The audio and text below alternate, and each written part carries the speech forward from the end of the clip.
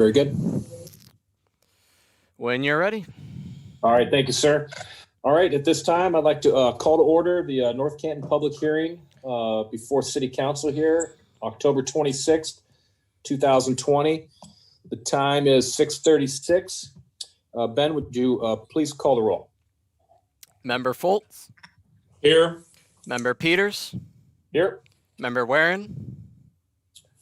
Here. Member Fonte. Here. Member Revolt. Here. Member Sharetta. Here. And Member Stroya. Here. 7 present. All right, thank you, Ben. All right, as I said earlier, this public hearing is to seek public comment regarding ordinances 47-20 and 48-20. What's being proposed is to remove the conditional use requirement for outdoor dining throughout the city's Main Street and general business districts. Daryl, do you want to add anything before I seek comment? The record should reflect that these two items are before us tonight at the mayor's request. This is part of his larger strategy, boost job growth and development in the city.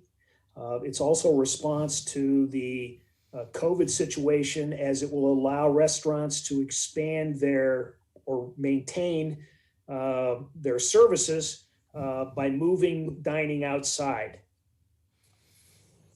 Very good. Okay, with that being said, we have one speaker, Ms. Christina Wyrick. Christina, the floor is yours. Okay. Thank you all. Can you all hear me all right? Yes. Loud and clear. Do you need my address? Yeah, if you want to give that'd be great. Okay. So Christina Wyrick, 512 McKinley Avenue Southeast. I serve as chair of the North Canton Chamber of Commerce Board of Directors, and just want to say thank you to all of you. I've seen a lot of really forward-thinking ideas and some strong work coming out of council recently, and we really appreciate that as the chamber, and I do personally as a citizen. I'd like to thank you for considering these zoning amendments that would allow restaurants to more easily add outdoor dining. As you are all aware, the restaurant community has been hit hard due to COVID restrictions, with seating for fewer people being permitted indoors and many people preferring to dine outside. Restaurants are facing one challenge after another. We're hearing from them at the chamber frequently. Many restaurants are looking into adding heating for existing outdoor spaces to keep these spaces viable as the temperatures change. We've seen this over and over with our members in our community and in surrounding communities. I've even heard them say if we can get just 2 more weeks out of our patios, that will be huge for them. Others are looking into adding additional outdoor spaces for when the weather does break. So the timing for this is really crucial because restaurants are planning now for proper implementation of outdoor spaces in the spring. And this flexibility is crucial to business survival right now. And the flexibility will allow us to be more accommodating to our business community even after this COVID crisis ends. So this is the time really for us to think about how we want our city to emerge from the pandemic so our business community can hit the ground running. And I just wanted to come on and say that I appreciate that you are thinking about that and having this conversation now. And then also, as a North Canton citizen, I can just tell you I look very forward to being able to dine outdoors more often and at more locations. So I fully support these amendments and appreciate your good work on behalf of the North Canton restaurant community. Thanks. Thank you. Thank you, Christina. Thank you so much for the comments, and we appreciate all you do for the community as well. You do quite a bit. Thank you. All right. All right. Any other, since this was our only speaker tonight, any further comments, council, mayor, administration? Mayor Wilder here. Just again, I appreciate council addressing this back in August the 26th and your support of this initiative. And and for our zoning to make a few adjustments here to allow outdoor dining and seating. I think, again, it's, I've been criticized that maybe I came too late with this suggestion, but I think our whole purpose was to navigate through this COVID-19 issues affecting businesses and our foods and establishments. So better late than never. And here we are at the point where we can try to help something out for now, but also prepare for the spring and for the summer of next year to help our businesses recover. So I just thank the council for entertaining this, and Ms. Wyrick's comments from on behalf of the chamber. So I'm very positive about this going forward, and it'll be helpful, another addition to making our city attractive for business and families to come and dine. So thank you, President Peters. Thank you, Mayor. Jeff? Yes, sir. This is Daryl, if I might, and I'd like to steal some comments that Dom would make. Obviously we're doing this in response to the COVID situation, but outdoor dining is, and the mayor has just alluded to it, consistent with the vision that we have for this younger, vibrant community. And if you go to communities that are thriving, particularly those that have active downtowns, which we're working to create, outdoor dining is a strong element in that community character. So short-term COVID, long-term, build a sort of urban flavor or vibe. Dom, I hope I did you justice. You did. Matter of fact, I was biting my tongue trying not to chime in, but since you already opened up that can of worms, this is something that we've been working towards for a couple of years now, is getting the whole dynamic to change appropriately to go with the lead follower, get out of the way concept. And we need to lead. Steve's leading, and the administration's leading, and the council's making sure this happens now. And so I know it's scary because it's an election. We have some divisions out there, but at the end of the day, what you really want is a community that you can live, work, and play in. And this is a community, as we move forward in the 21st century, this is really what the people want. And I have a huge pulse on this, and I think everybody else does too. That's why we're making it happen. So thank you. Hey. Thank you, Dom. Okay. I think that pretty much covers it. Unless anyone has a last comment, we'll motion to adjourn the public hearing. Revolt moves. Second, Troya. All in favor, say aye. Aye. Aye. Opposed? All right, motion carries. And we'll all stay on the line, but we will start the regular council meeting at 7 p.m. Thank you.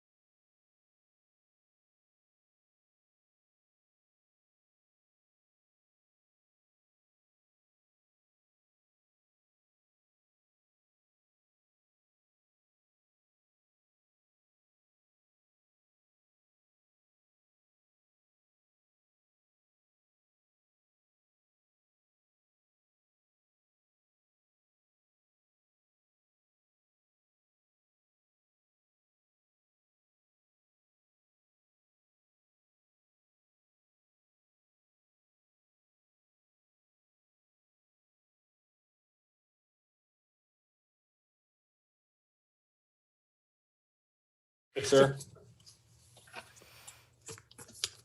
When you're ready.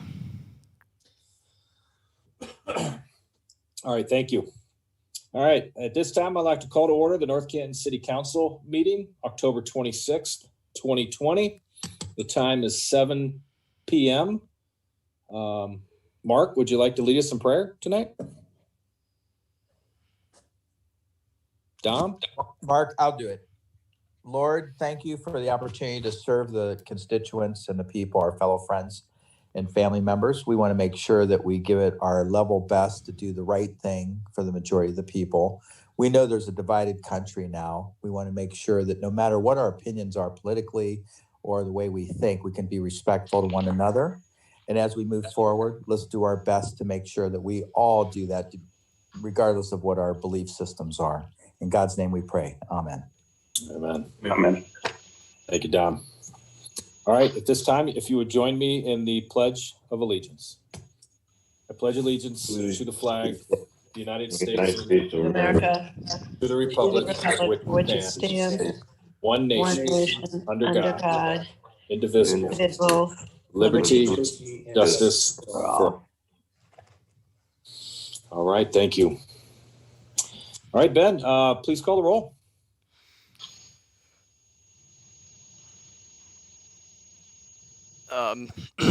Member Revolt, Here. Member Stroya, Here. Member Sreda, Here. Member Peters, Here. Member Foltz, Here. Member Warren, Here, and Member Fonte. Here. 7 present. All right, thank you. All right, for your consideration tonight, I need a motion and a second to approve as presented. Minutes from October 5th, 2020, Committee of the Whole. Minutes from October 12th, 2020, Finance Committee. And minutes from October 12th, City Council meeting. Folt's motion is to approve as presented. Warren second. All in favor, say aye. Aye. Aye. Opposed? All right, motion carries. And Ben, do we have any? We do not. We do not. Okay. Okay, so we will move on to old business. May I have a motion and a second to read by title only ordinance 56-20?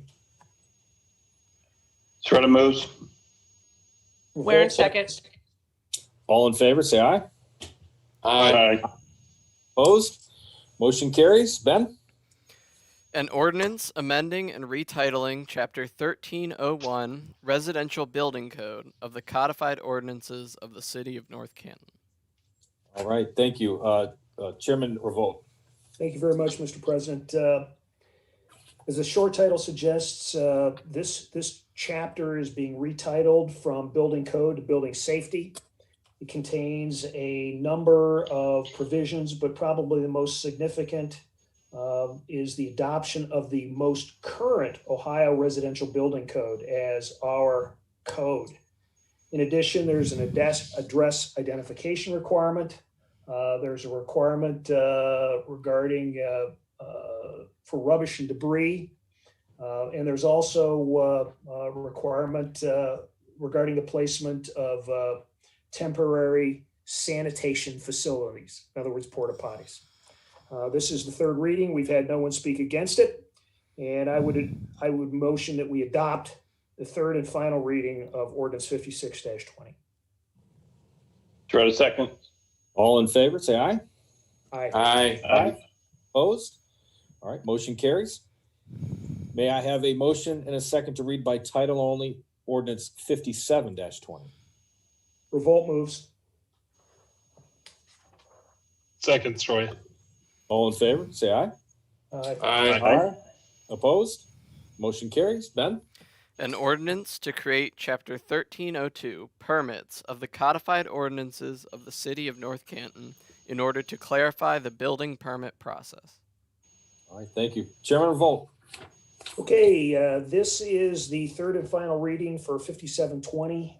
This is a new chapter. It reflects Marty's pen in that it is clear and simple, describing the process through which one secures a permit, how that permit is administered, and should there be issues, what the appeal process or the dispute resolution process entails. Very clear, unambiguous. Does anybody have any questions? No, sir. Then I move we adopt the third and final reading of ordinance 57-20. Soretta seconds. All in favor, say aye. Aye. Opposed?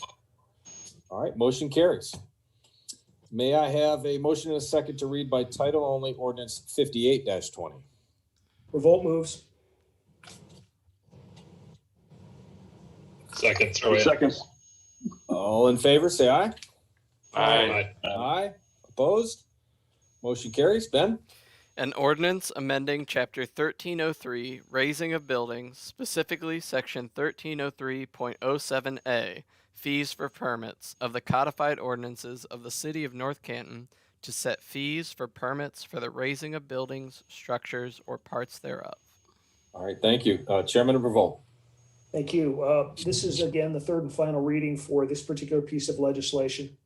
The fees were recalibrated based upon a survey of other localities, as well as a reflection of our own administrative costs. The fees run at the low end of $75 for a small building of less than 200 feet. That would be like a garage. And then no more than $250 for a business, commercial, or public or semi-public building. The administration, do you have anything to add? No. Are there any questions or comments? If not, then I would move that we adopt the third reading of ordinance 58-20. Second, Troy. All in favor, say aye. Aye. Aye. Opposed? Motion carries. All right, may I have a motion and a second to read by title only ordinance 59-20? Revolt moves. Soretta second. All in favor, say aye. Aye. Aye. Opposed? Motion carries. Ben? An ordinance to create Chapter 1310, Contractor Registration Requirements of the Codified Ordinances of the City of North Canton in order to clarify the process by which contractors are registered with the city. All right, thank you. Chairman Revolt. Thank you, Mr. President. This is a new chapter, 1310, that details the registration requirements for contractors, establishing liability requirements as well as a registration fee. I would note that this and the previous ordinances again reflect the handiwork of Marty and really underscore the rationale of having Safe Build come in and assist us with updating our legislation. And again, we have an example here in this very clear, very clean chapter 1310. Questions or comments? If I may, while I do appreciate our intern Margie's work, I believe you meant Marty. I meant Marty, yes.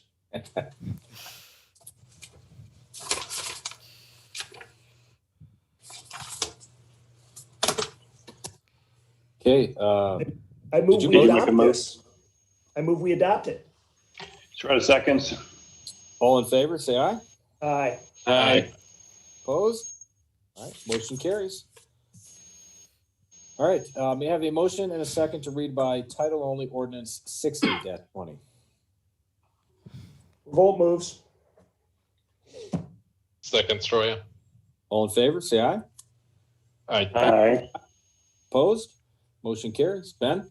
An ordinance to amend and retitle Chapter 909, Registration of Contractors of the Codified Ordinances of the City of North Canton. All right, thank you. Chairman Fonte. I think he's on mute. I think he is too. That might be a good thing. Don, are you there? Yeah, he's still on mute. Dom. Magic wand, Dom. I'm Magic wand. good. I'm good. There we I go. just. Okay, so this is the third and final reading, and it's basically to streamline the process.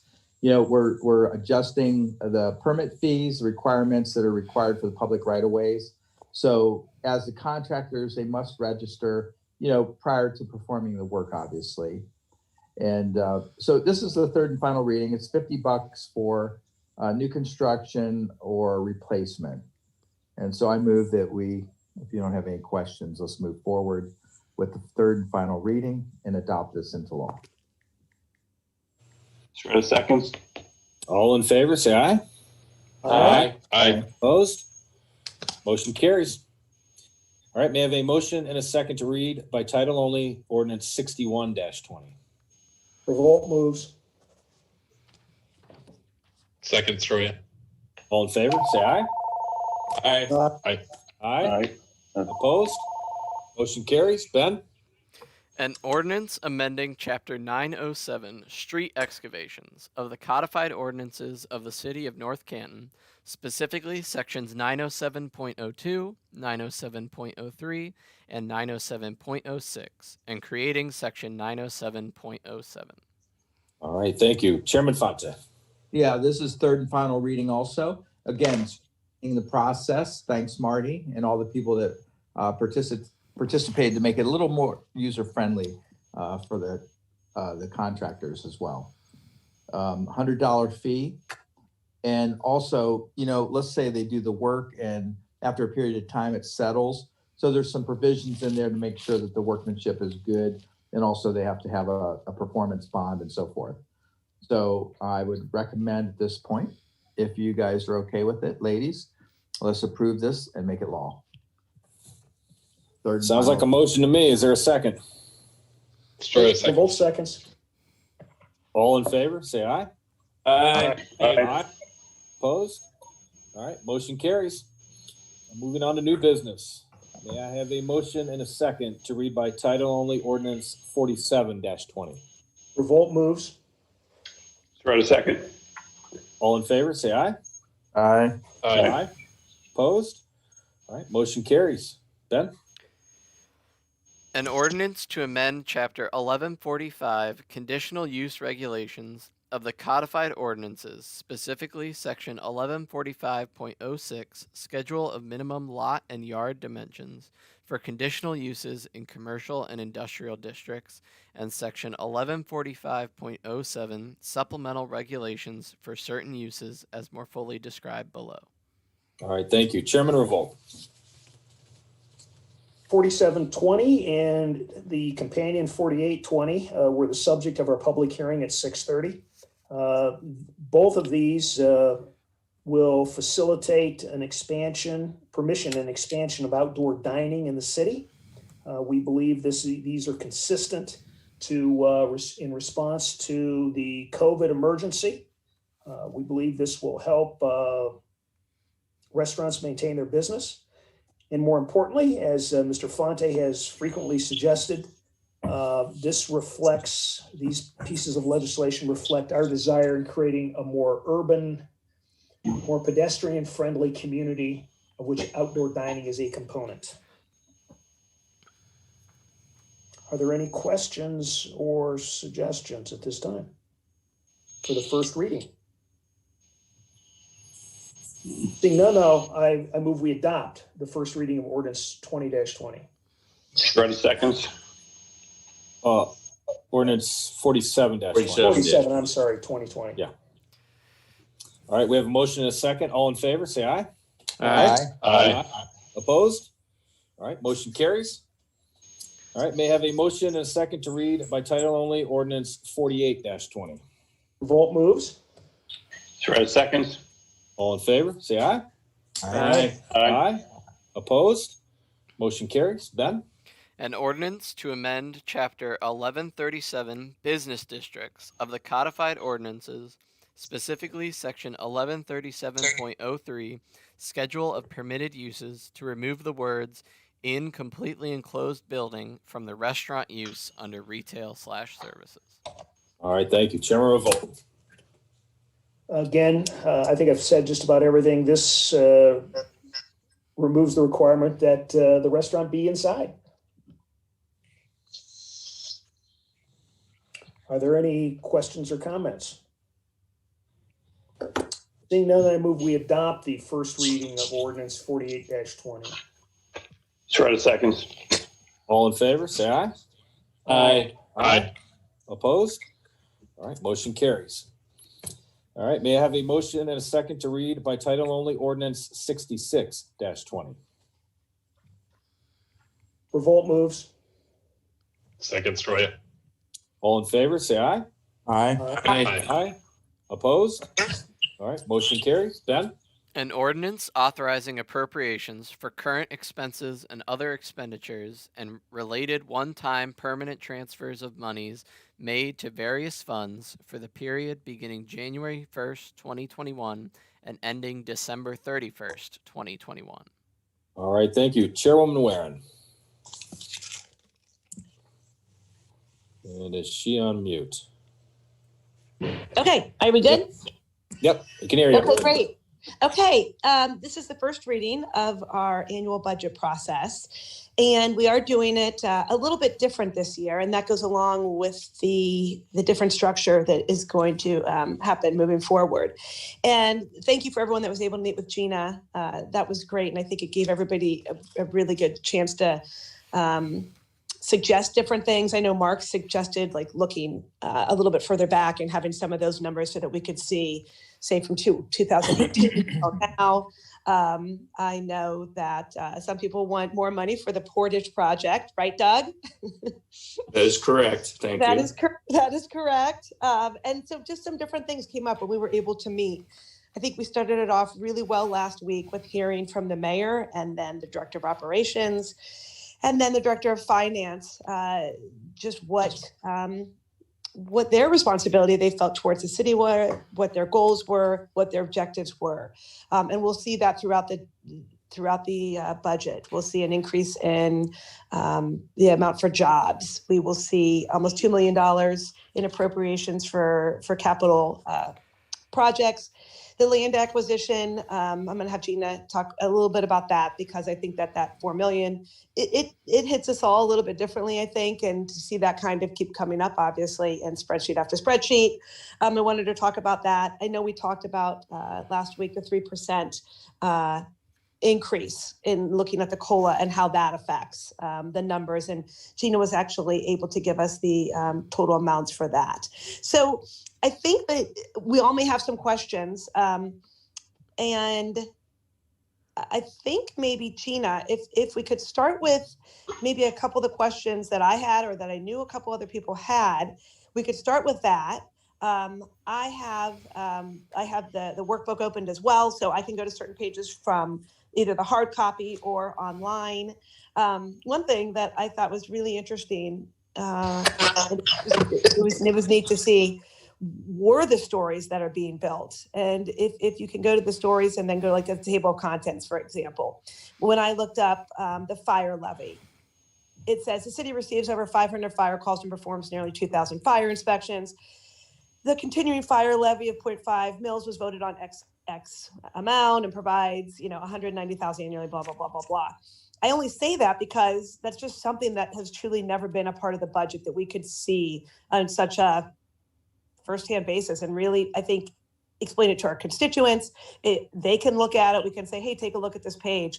But just even to have me remember, how much that brings in, when that was first voted on, how many calls, is all part of those stories. And Gina will keep updating those with her staff, and we're very appreciative of those. But that was just one example that you can go to. I thought another one that was interesting was the capital improvements, just to look at that. So that's just kind of my overview. And what I'd like to do maybe now is let's just start with that front page. And let's take a look at the budget. Okay, so is this a review then? We're going to go through this because I really think we need to. And I think a couple other people felt the same way when I talked to them last week. Well, what we're going to do is we're going to go through the questions. If the questions don't answer everything, then if you have certain page numbers, let's go through the page numbers. But I think that the questions that we have will answer those, I'm hoping. But I think that with this new process and with going forward, I don't want to go back to the old. I want to move forward with how we're doing it. And it's all right here. I mean, everybody can see everything. So I think let's start with the first page. May I have a little minute here? Can I throw something in there for you? Yep, go right ahead. One thing that I'm seeing as I keep going through this, and maybe you guys can answer this for me. I don't understand it, though. I think sometimes we need a review of what we spent last year before we start spending this year. As I went through this, there's a lot of things that we didn't. I went back to the 2020 budget, and there were lots of things that we didn't do. So what happens to that money when we don't do things? Like, does it get back in? I saw a lot of things in here that, like that were repeats from last year. Like the solar speed signs and things like that. So what happens to that? And why don't we go through and find out what did we spend and why didn't we spend it if we didn't do it? That doesn't, there's a lot of things that just goes right through us because we don't even know about what last year is. So I think in the future, we need to have a little review of what we did spend, what we budgeted and what we spent. So Mark, I think that's great. And it's funny, I actually kind of asked Gina that today because I had a question about the deficit of where we were on the budget. And Gina, if you want to explain that, but a lot was due to COVID and us not being able to spend. Projects were on delay and they are moving forward. So yeah, what Gina, happens to all that money then? That, and I got a list long here that I went through the budget that we didn't do this year. And that was only my mind knew about. I'm sure there were a lot of things. So why aren't we asking the question, did we do this? Why didn't we do this? And wasn't it a need? Or did it just disappear? But where does that money go? Does it goes back into the budget? That's another of my questions. I'm sure she'll answer that. Gina, go right ahead. Well, okay. So whenever in March, when COVID hit and everything was shutting down, we did make a list with all the department heads, any project that had not been started other than Rob, with the street projects were continuing, but all other projects were put on hold. So for an example, the police department hadn't ordered their 3 police cruisers for that were built into the 2020 budget. And we said, hold. We do not know about our income tax that we're going to receive yet this year. Let's get through these COVID months and see what happens. That's just an example. There were many. There was over $1.5 million of projects that were put on hold. So those monies, either we didn't get them, or if we did get them, we don't have time to complete the project this year. That way they were put into next year's budget. So the money would just be in the carryover balance. Should we receive the money? We haven't finished out the year yet, so you know exactly where we're going to end up this year. But we don't have time or the resources to do a lot of the projects in the winter months. So those were on hold for 2020, which means we're not doing them. Instead, Chief Kemp is going to order his 3 police cars next year. Mm-hmm. So that money from last year, again, does it just go back into where does it go? Like the money that we budgeted, there are things like, $25,000 for like master plan, $3,000 for fishing rodeo, things like that, little things. Where does that money go? Does it go back in and we be budgeted again this year? Or where did that money end up? Correct. So if it wasn't done, they don't carry it over to do, it had to be re-budgeted for next year. So it's not like they had $25,000 this year and $25,000 next year for a $50,000 master plan. Simply that $25,000 was re-budgeted next year. That's it. This year's is done. Does it go back into that same account? Yes. So like the fishing rodeo. So it moved $25,000 to the fishing rodeo. It doesn't go back into general. Correct. Okay. But if they didn't do it, yes, if they didn't do it, then it just goes into the ending balance. Next year's budget is a standalone budget all by itself. We started next year with a zero-based budgeting, which means the departments didn't get what they always got and they just, increase it 3%. They literally built their budgets based on what they need in every single line item. So it wasn't based on last year. It wasn't carried over from last year. They build it for next year only. Okay, so based on what we need to know for our knowledge, shouldn't we know what things weren't done every year? I'm not just saying this year now. I'm just saying, shouldn't we go through a review of what we didn't do that we budgeted last year, just for our knowledge of us making the financial decisions? Yes, we absolutely can do that. That may be another meeting because I'm not prepared to give you that list tonight. No, I'm but not you're asking for that. I'm just saying in the future, we Yes, probably should do that. This is, Absolutely. I mean, if I'm running my business, I need to know what we budgeted and what we didn't do, and we're responsible for knowing this. Hey, Mark, Yeah. this is Daryl. One of the I know. things that Gina is proposing, and I think this goes directly to your question, is a master board of control document. Mm-hmm. And we'll adopt this as kind of an omnibus board of control ordinance. And it would constitute a checklist for the big ticket projects that would or wouldn't get done. So you should be able to track this with Ben. We should be able to track this. He's got a list of legislation now that has been passed. So if you've got the omnibus board of control and you've got that, it should be very simple to determine kind of where we are. Mm-hmm. And I that's great. Yeah. And I think that's one of the advantages. Now, obviously, the administration, once the board of control meets, they may decide not to execute a contract, but it should be very simple for Gina to put a check mark on a page and say, bang, it's done. Mm-hmm. So that'll get you the big stuff. Maybe not the fishing rodeo. Well, I mean, all this stuff adds up. Yeah. I mean, that's one thing. That's one of the questions I have about this process that we're looking at. And maybe it's my air of not seeing it enough because I've gone through the notes. And I think those notes will evolve. Right now, they're just sparingly, on some big stuff. But we really don't see what is being used under $50,000, unless I'm missing it somewhere of this whole thing. And so when we went through the budget before, we're asking a lot of questions about, say, what's this for? Why is it less? Why is it more? From last year. Mm-hmm. That's important that we know all those things. And if I have a question that, I get it that, I like going in and talking to Gina. She's terrific. But, when I'm in there and then I ask a question, Doug may ask a question that I should know too. So if we're not all together asking the questions, I don't see it being as efficient as it could be. I enjoy throwing out questions and hearing other people's questions, so I'm knowledgeable about the whole thing. And I think that's the idea of us going through the budget like we do in the past. And I don't think it'll be as long. I know that's what Stephanie's going crazy about, because we have all this information. It should never be as long as it was before. But there's still a lot of questions that needs to be asked. And I think our community people want us to ask those questions. Well, so I guess I think that was the whole point of tonight is let's ask all the questions. Good. But I want to do it in that way. And it's not about the length. I guess it's more about, because gosh, we've been doing this, Mark, now, you and I for maybe 7-8 years. And I don't think the meetings have been that bad. Doug and Jeff, they were there till 11, right? So they've been efficient, and I think they have been. I guess this year, I want the questions more than anything.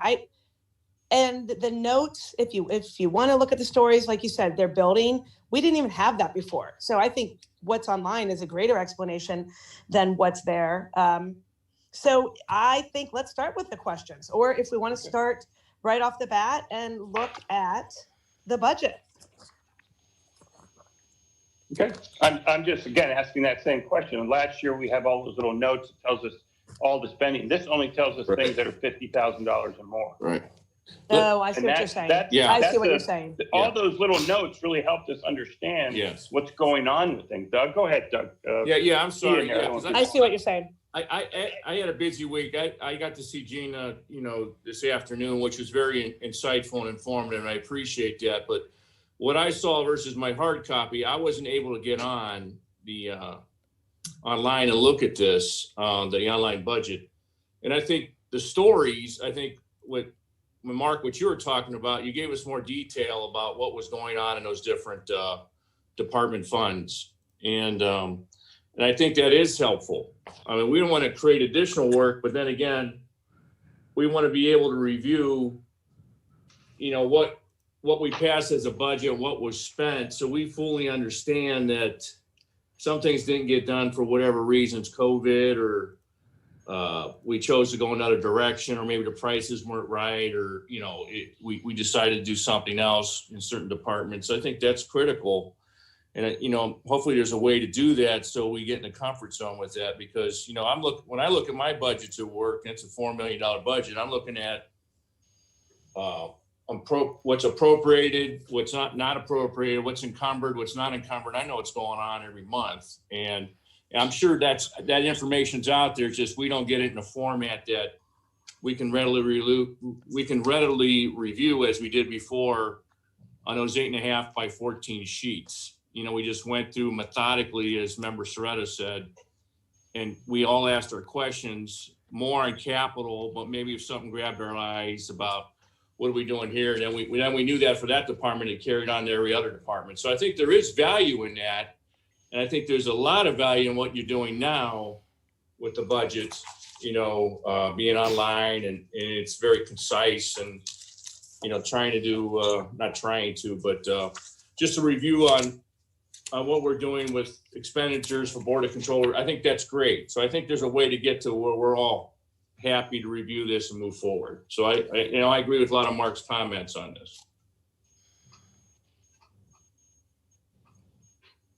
That's it.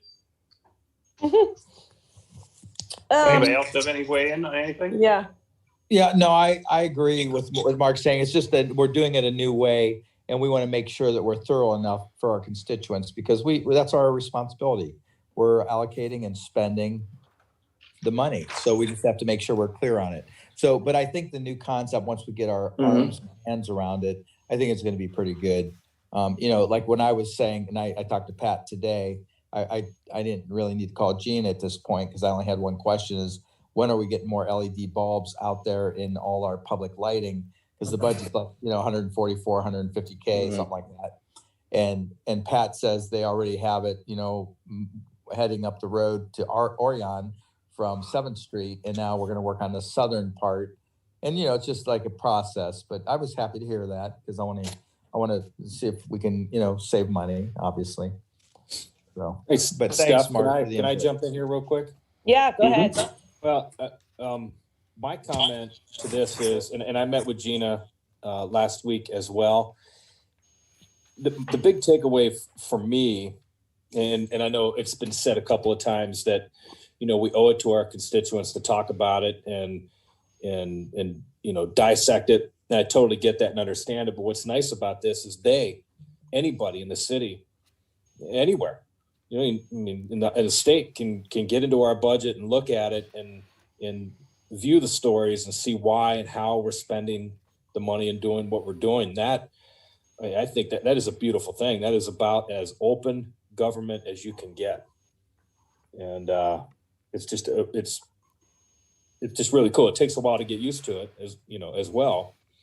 You got to bump around in there a little bit, but I think it's an outstanding format. So that's my comment. It's full. So let me weigh in again, if I could. Gina, are the stories representative of what we're looking at from past year's budgets? Because I saw a little bit in your office. I didn't chance to get on it to see. Is that a fair statement? Or Mark, did you look at it the same way? Well, the stories, there's only so many stories for so many things. It will not go into things that are the things, how the little notes we had on last year's bottom thing? Yes. It doesn't do that. It doesn't tell us that anything that's over 50, or there's only a few things that will give you stories that actually give you any kind of cost. Now, it's evolving. Like I said, I think in the future, all that stuff can be put in. But right now, it doesn't give us I don't want to say nickel and dime stuff, but it doesn't give us anything under 50 grand. Right. So let me give you an example I just went to the fire fund again. So under expenditures, it says personal expenditures are projected to increase. And we talked about that last week with the mayor and director of operations, for succession planning for future retirements, with the hiring to train a fire inspector and battalion chief.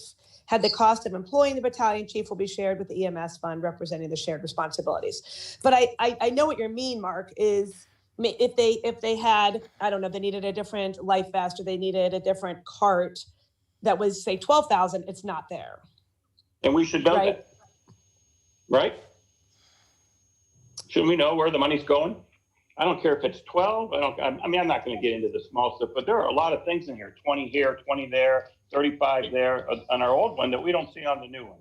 But if you go through the sheet, you can see the percentage difference. Well, not necessarily the percentage. That's what I wanted to put down when I talked to Gina, but the difference between, last year under each, I think we can give an example. We can just go to one and see. I want to go to general fund, or let's go to something like, let's give one that's a good example, because we won't have to go through all these. There's not a lot on there. Like Parks Department, let's just go to 101.309. Okay, so then it goes down, salary and wages. You can see there's an increase of a little bit, but then you get, benefits. Okay, we get that. Those are things that aren't really out of our control. But then you go, unless you're adding people, and you go to capital and you can see that there's a slight change there. And then why? Why is that? I don't know. Nobody tells me on that there. So there's a lot here that I don't know. I'd like to find out. And you go to another one. Go to the Civic Center, the next one. And that's probably not a good example. There's not a lot of questions there. I'm just looking at some of my questions that I have. So that's all we got to do is look at the difference. Would you go to one like Arrowhead? Because there were some different numbers on Arrowhead, I thought. What number is it? Arrowhead is 101,313. So even like contract payments, right? So it was 272, now it's down to 172. Is that something you would want to say, like, well, why is that? I don't really have it down here, but yeah, that would be something we just want to know from somebody. Why is that? That's probably not big enough to really. I mean, I guess that's $100,000 difference there. Yeah. So that like I do got budget, a question mark on that. Just as the little things like that we should know. So where's the money going? What are we doing this year? What are we spending it on? Are we? I like that we're putting in this court and that court, but if it's $20,000 or $30,000, we don't know what it's for. Well, let's ask a question on Arrowhead without getting too much into it, knowing that, golf was pretty successful, but contract payments, and when you got 272 in the budget for this year, and next year's 2021, it's 172, where are we at in the budget for the 272? I mean, what's actually been spent, I guess, or what's the projection of what the spending is actually going to be in 220? Is that a projection? That's a budget we have here, but what did we actually spend so far, though? And we've made some nice improvements out there. I think it's been very successful with the golf course being maintained and our capital improvements, that we've done to the pool and some of the paving and some of the groundwork around the building. I think it's looked fantastic. I think that's been us being more hands-on with the building now, with the different managing companies. So I'm very happy about it, but out of the 272, what did we spend? I mean, Gina, can you answer that? Or is that something that, we're used to seeing that somewhere, I guess. Is that what you're saying, Mark? Yeah. Yeah, down to the little things, sure. Yeah. Well, Gina, can you drill down on the contract payments? Aren't there like entries that we've put in for these? I think Ben has it drilled down as far as it goes in this system. So we would have to pull up behind the scenes to answer all of the detailed questions, such as the actual check register, that's one of those pieces that will be included and integrated into this going forward. Under the monthly reports, you'll be able to track every single check that comes out of the city. But right now, you're right, we don't have that in the system yet. Right. Gina, this is Derek. Excuse me. I think that in some ways partially answers Mark's question. If we can track all the outbound checks, we're going to know where the money goes. May not be pre-expenditure, but it certainly will be post-expenditure. Correct? Yeah, that's the part I started out with, the review of last year, which I think should be before we even do this. I hope in the future we do that. Maybe beginning of October, we sit down and we review what we've spent so far and what our projection is for the rest of the year. And I know that seems like a lot, but that's what we do. And then we jump into the budget. What are we going to spend this year? So we don't have questions and, kind of silly questions of Pat, or why are we spending this year? Oh, it's because we didn't spend it last year. So, we'll know a little bit more about it. Well, do you feel like I don't feel like the last budget did that though. No, your budgets have never done this this. budget is cut and dry. It doesn't, it typically, I guess, didn't say like, oh, these were the expenses that were held at Arrowhead. No, that's what I'm saying. We should be doing that. We never do Got that. it. We never Okay, review got it. last year's, and we should be doing that. That's part of the whole process of how things were put into place. What is, how efficient were we of doing the things we wanted to do? It even tells you right there. And why didn't we do it? This year we know. This year's really kind of wacky. There's no, Yeah. So, Well, what but about we this? should be doing it. Well, what about this? Why don't we start with 101, the general fund, All right. and let's go down through the revenues and the expenses and see if there are any questions. I mean, I would love for Gina to, again, just explain how the debt proceeds on that page. I mean, that always hits me. If you could just go over that again for me on that page, that helps me. And then if there are any other questions, and then we'll kind of move forward with other questions and kind of start going down through each fund. Okay? Okay.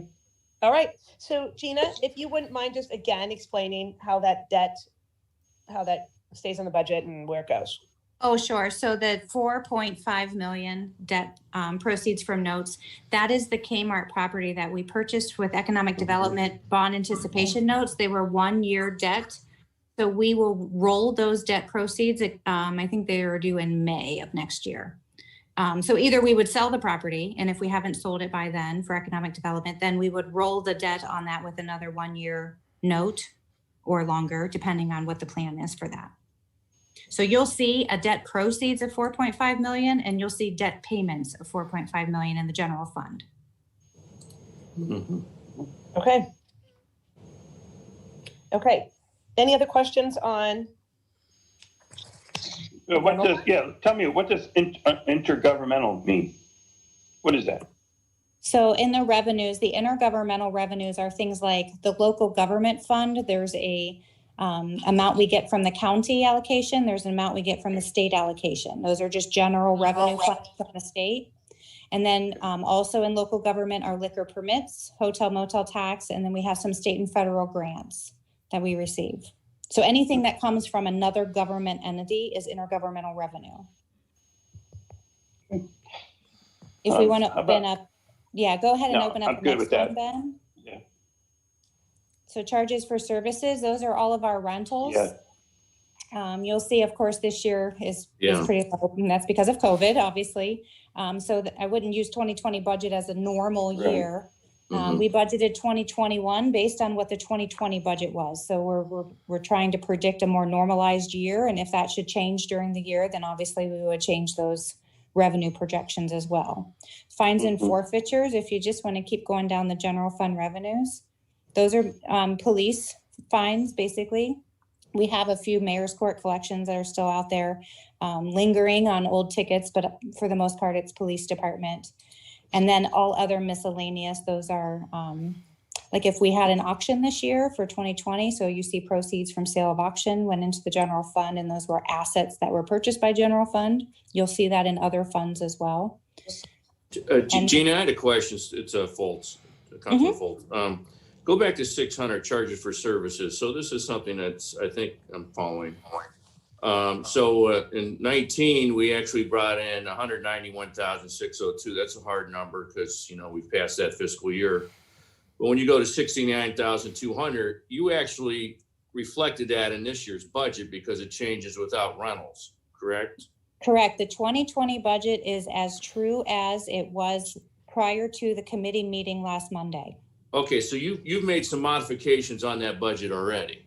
Yes, we have. Remember through all of our appropriation amendments that have gone through council through the year? Yeah, so we've kind of trued up that budget as we go along through the year. So I guess that's what we're talking about here. And if we can grasp this, if I have it right. So you started with the budget. Obviously with COVID, we had some changes or whatever spending structure happened throughout the year. You're aware of it as a finance director, and the administration's aware of it, and department head. So that 2020 budget number is actually an up-to-date number. Is that correct to say you've modified that number since the beginning of the year when we looked at some type of budget? You've actually come back and made that more accurate at this point of the fiscal year? Yes, actually, we Is try that to a do correct both. statement? Okay. Correct. Yep. So Mark, what we're saying is that number started in January, and we would always wait and get the final figure. Here we kind of combined it into one column. Yep. Am I following this right? Does everybody understand where I'm coming from? Yeah. Yep. Okay. All right, that was my point. So that was something that, just wanted to address. One of the things too, I guess if we don't have the smaller amounts listed, Tina, could you always do like a quarterly printout, for example, of things that are under the 50K that we could see? Or would that just be redundant because we could go in and see that ourselves? Or Eventually you'll be able to see it yourself, but I'm sure until everyone learns where everything lives in this new system, we're more than happy to print as many reports as you want. But yes, we can go to the detail of every single check that was paid out of every fund or every receipt that was posted in a revenue account. Okay. And show you, if you have any questions at all, like what was that $22,100 proceeds from sale of access, we could actually bring up the receipt from the Kiko auction that we held earlier this year. Got it. And show you what assets were sold and all those. Yes. Well, and it may be easier if there's just a formula and you hit a button that says anything under 50,000, this is the report that needs to be generated, as opposed to us going line item by line item by line item. That might be really helpful quarterly to us.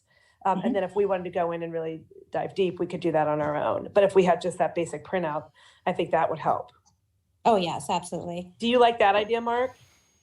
Yeah, but we're talking about budgeting for next year right now. You're talking about things that we've already. No, I like that. I like that. No, I'm talking about moving forward. Like we would get that in March of next year for this. Yeah, I think that's reasonable to do that. But I mean, for our sake right now, I'd like to see things that are budgeted for next year that are, some of them are under, that are under 50, like 20, 30, where is that? Oh, yeah.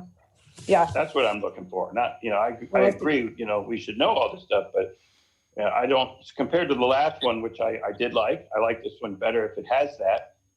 It tells us what things are being spent, I got the old one sitting right here. I mean, you could go through and it tells you exactly, I don't know, I'm going to grab one of these things here, a lot of 50s and so on, well, if you're in water, nobody understands all the water, but it's things like, chlorine and all those little things that we spend. But if you go into parks and so on, it'll talk about fish and rodeo, this and that, and tells us what, things are, what we spend on those. And even in, like update of additional rifles and gear for bicycle units, those are 5,000, 8,000, replace patrol car MDT or MDX 30,000. We wouldn't see that in this one. Third dispatch workstation, $7,000. We should know that stuff. So, but this one doesn't tell us that. Doesn't get specific unless it's over 50. Yeah. Okay. Well, I think we can at least go forward, knowing that we'd like those reports. And maybe, Gina, maybe there's a way before the second reading, maybe you could have a printout for us of some of those smaller expenses.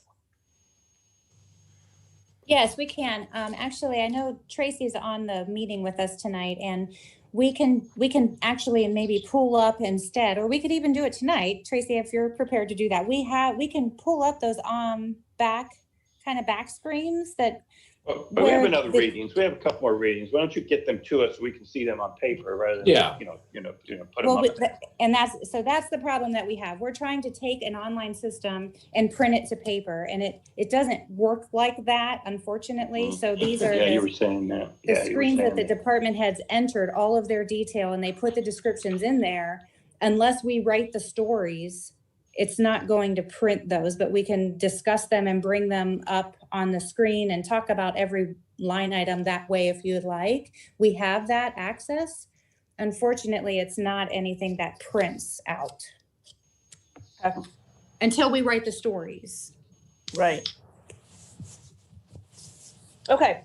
Well, why don't we move forward with, let's just start if this helps, looking at, Well, let's just go with starting with police and expenses. Let's go with expenses. But we're by gonna finish, why don't we finish what we were on? Like, we're getting to expenses now. Oh, sorry about that. Finish page 20. Finish Yep, page sorry 20. about if we're gonna do that. Okay. Yeah. I mean, we're talking about expenses now, and that's where we probably need some notes, you know, like professional services. Over the last 3 years, that's all we do is pay people to do stuff.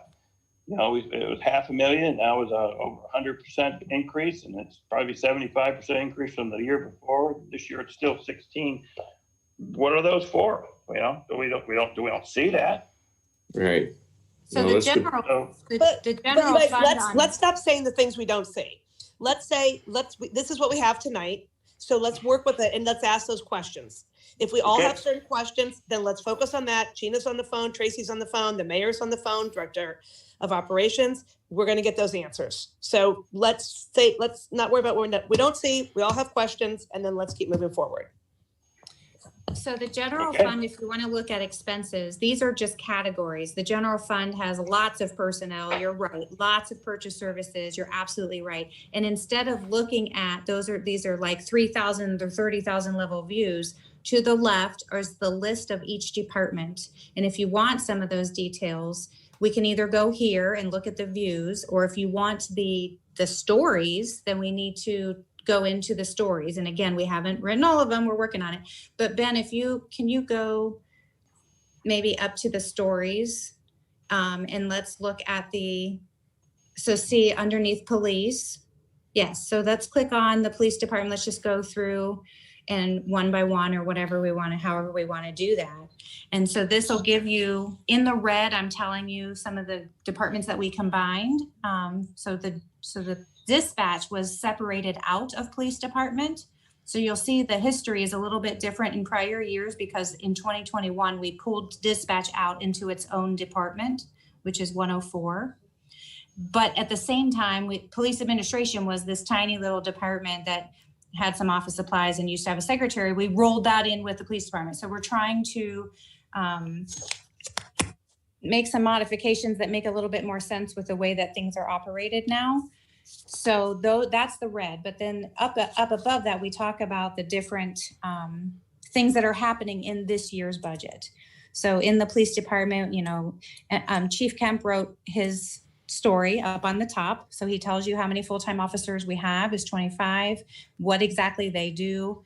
And then below, if you want to click on some of those numbers, or if you want to on the graph, or if you want to go down below. Now you're right, this is not where it's going to tell you how much they're spending on an office desk or on artillery or anything like that. So if we want to get into those details, we're going to need to pull up the behind the scenes until we write these stories.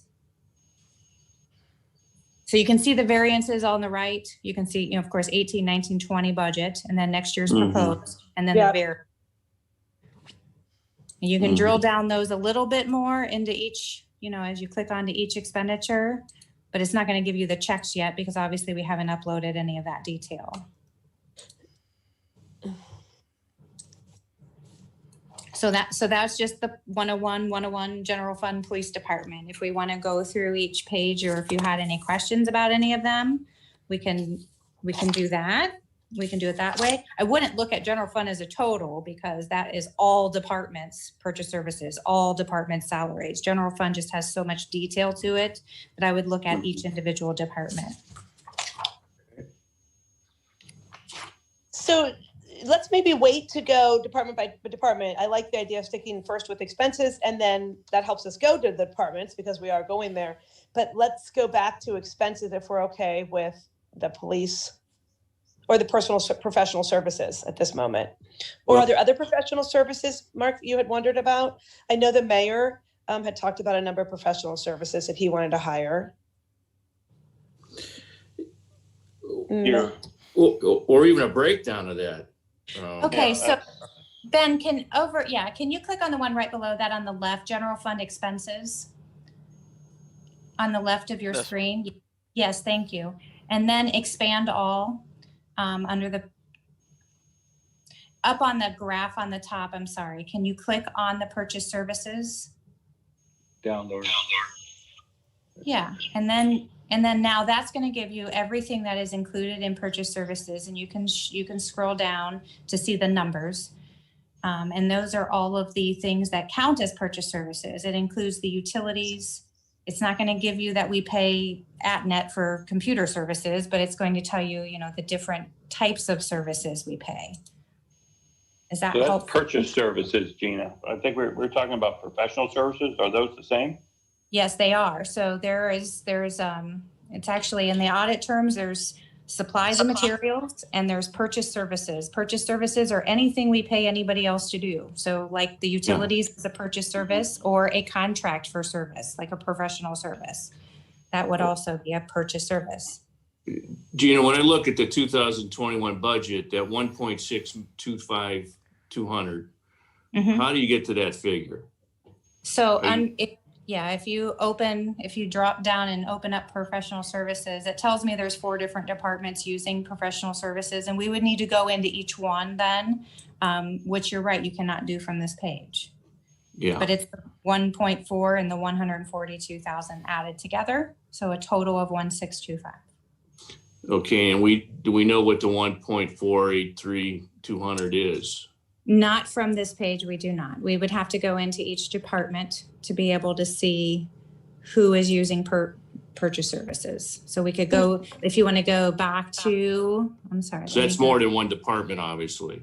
It's the entire general fund, yes. The entire general fund departments. It's every department, yes. And that's where it was spread out page by page before. Yes, and they still are on here with the same thing. Yep.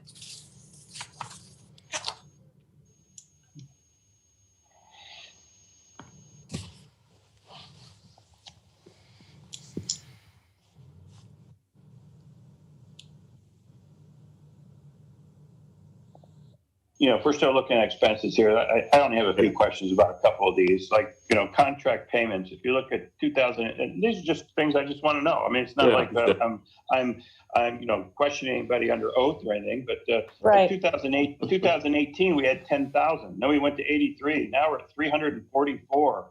And next year it's 177. So what is that contract payments? Is there something there that probably a good excuse for that, but that's a red flag when you see over 3 years, the increase there. What is it? Okay, and so I'm not going to put you on the spot now, but we can learn, find out those answers.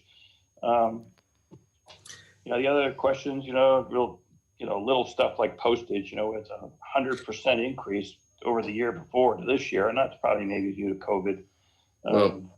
What's election expenses? What is that?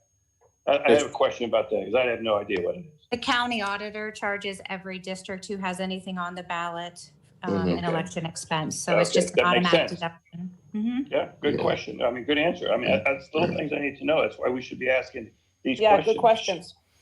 I had a question on personnel, Gina, and this is like I said, we're going to go through this the next month, 3 weeks, month or so, but when you look at 2020 budget, it's budget $4,871,113. Now the budget for 2021 is $4,939,547. Now I know I didn't get a chance to cross-reference the 7 different additional positions that administration wants to approve, which is not going to all start in January. I understand that. That's all that figure is going to be. When you look at 7 people with wages, benefits, and so forth, that's going to be $300,000-$400,000 minimally. Correct. So again, we're only looking at general fund on the screen right now. Right. So there are other funds. There's people that work in the street department. There's people that work in the water department. So their labor allocations are charged to their applicable funds where they are doing work. Now, and we've also had retirements and payouts this year in the general fund. So, that will offset that number as well. You're not going to see a true FTE difference from last year to this year by just looking at this budget number. Mm-hmm. Okay, but the 4.8, is that accurate to this year, do you feel, in 2020? We haven't made We haven't made any personnel budget amendments just yet. Remember, we have CARES Act money, and so whatever is not spent on projects will be able to offset our police and dispatch wages. So we haven't, I think that deadline is December the 30th. Obviously, we need to true up the budget before year end anyways, so that number will change, but we don't know what that is just yet. I believe that was the original number from the budget. Okay, from January 1. Okay. Yeah.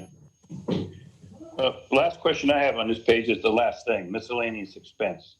I mean, we go up almost, 100, beyond 100%. It's a lot of the miscellaneous. So I should be asking, why are we budgeting $214,000 when we're usually averaging 50? And I saw last year we went up.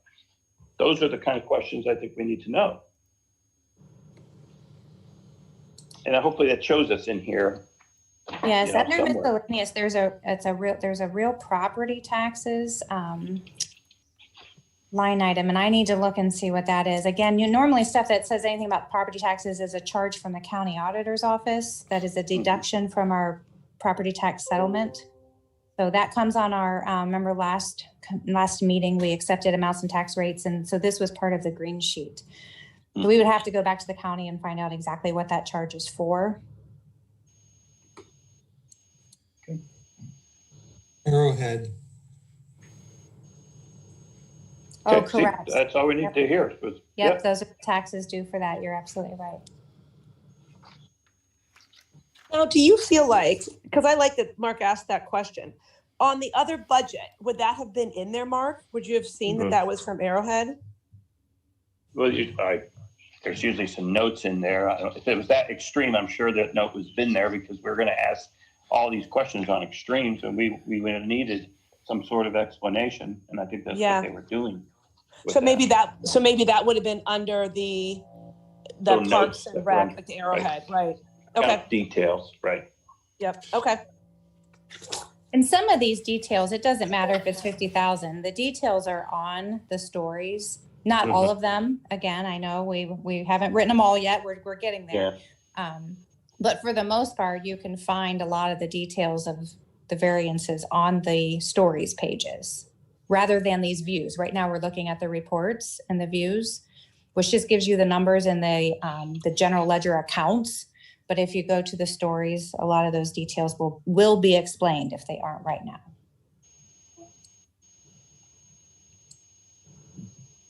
Okay. Any other questions on expenses?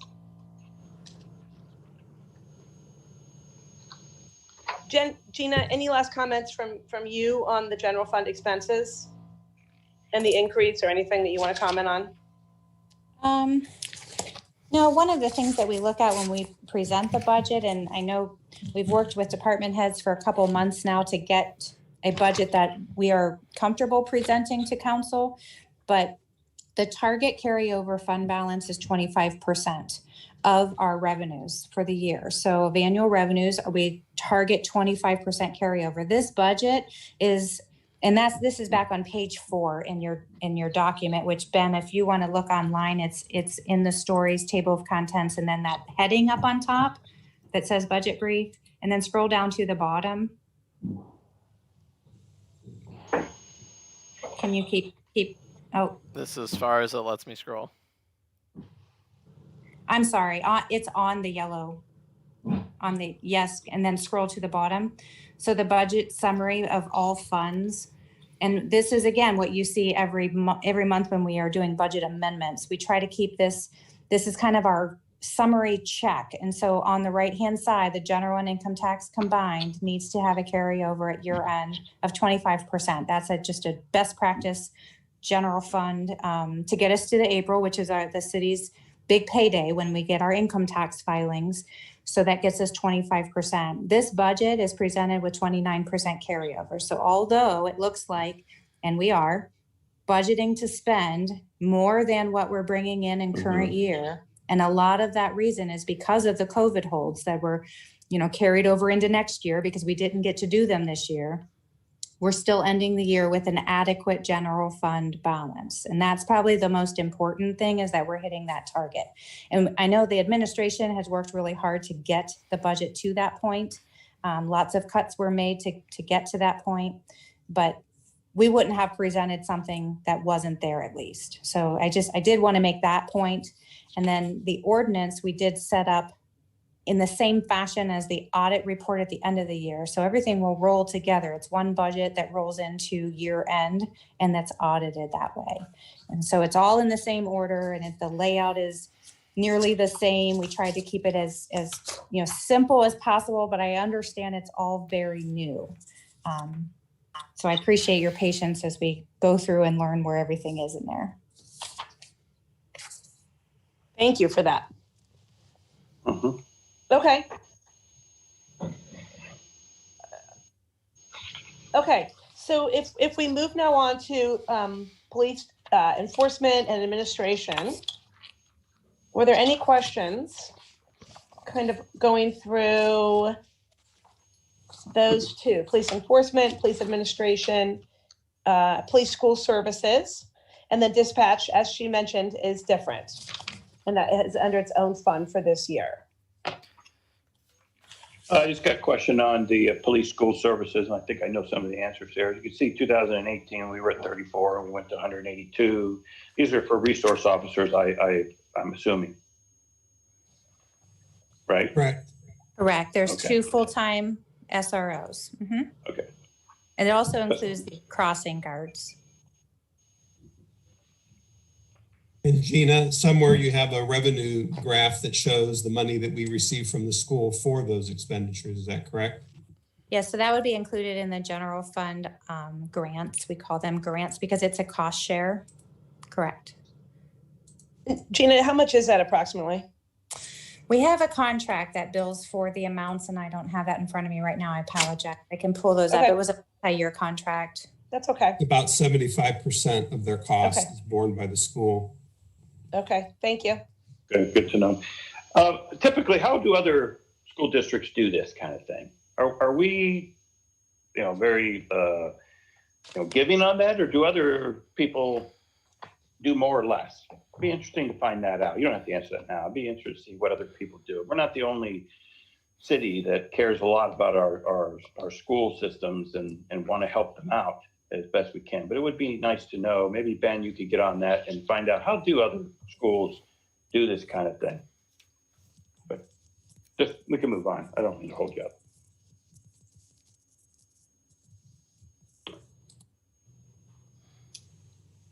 Okay, so moving on to dispatch, I think you'll see, Gina, there was an increase in that because we were looking to hire another person, which we had talked about, I think, over the past year, correct? The dispatching actually is just Broken higher. away It from- looked higher yeah. because it broke out by itself for next year. It was included in police prior to this year. Okay. So then you look at the street lighting and public health administration. Were there any questions on either of those? Nope. Dominic, you wanted your bulbs. Do you want to talk about that under street lighting? I was just saying LEDs are the way to go. And I know Patrick and I talked about that, and Are they they? do have a plan. And Yes. the bill's like $150K a year, and this is the public utility, which would be the street lighting you see throughout the city. So I would like to see, obviously it's switched over time so that we can, obviously save some money in the long run. Yeah, I just like to be unified. One's light, one's dark, one's yellow, one's white. It'd be nice to be all unified someday, so they're the same color. Yeah.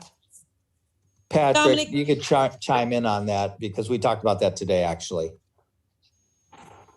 So we've replaced all the Main Street light poles, lights to LED from 7th Street to Orion. That is complete. And they're all functioning. We are in the process of doing 7th Street to Everhard, and we anticipate that will be done by the end of the year, converting them to LED, and that they're all operating. What will not be converted is the difference in the color of the light, which doesn't have to do with whether it's the sodium or whether it's the LED, it has to do with the type of glass encasing that's up there. So some of those cause the light to appear yellow, and others allow the light to burn white to see it more clearly. That's a different budget item to replace all of those. So first thing was, let's get all the lights functioning and get them all to LED. Now this utility bill does not include, that is not just limited to the lights on Main Street. I mean, when AEP puts up a light someplace on a utility pole, I mean, we get billed for that.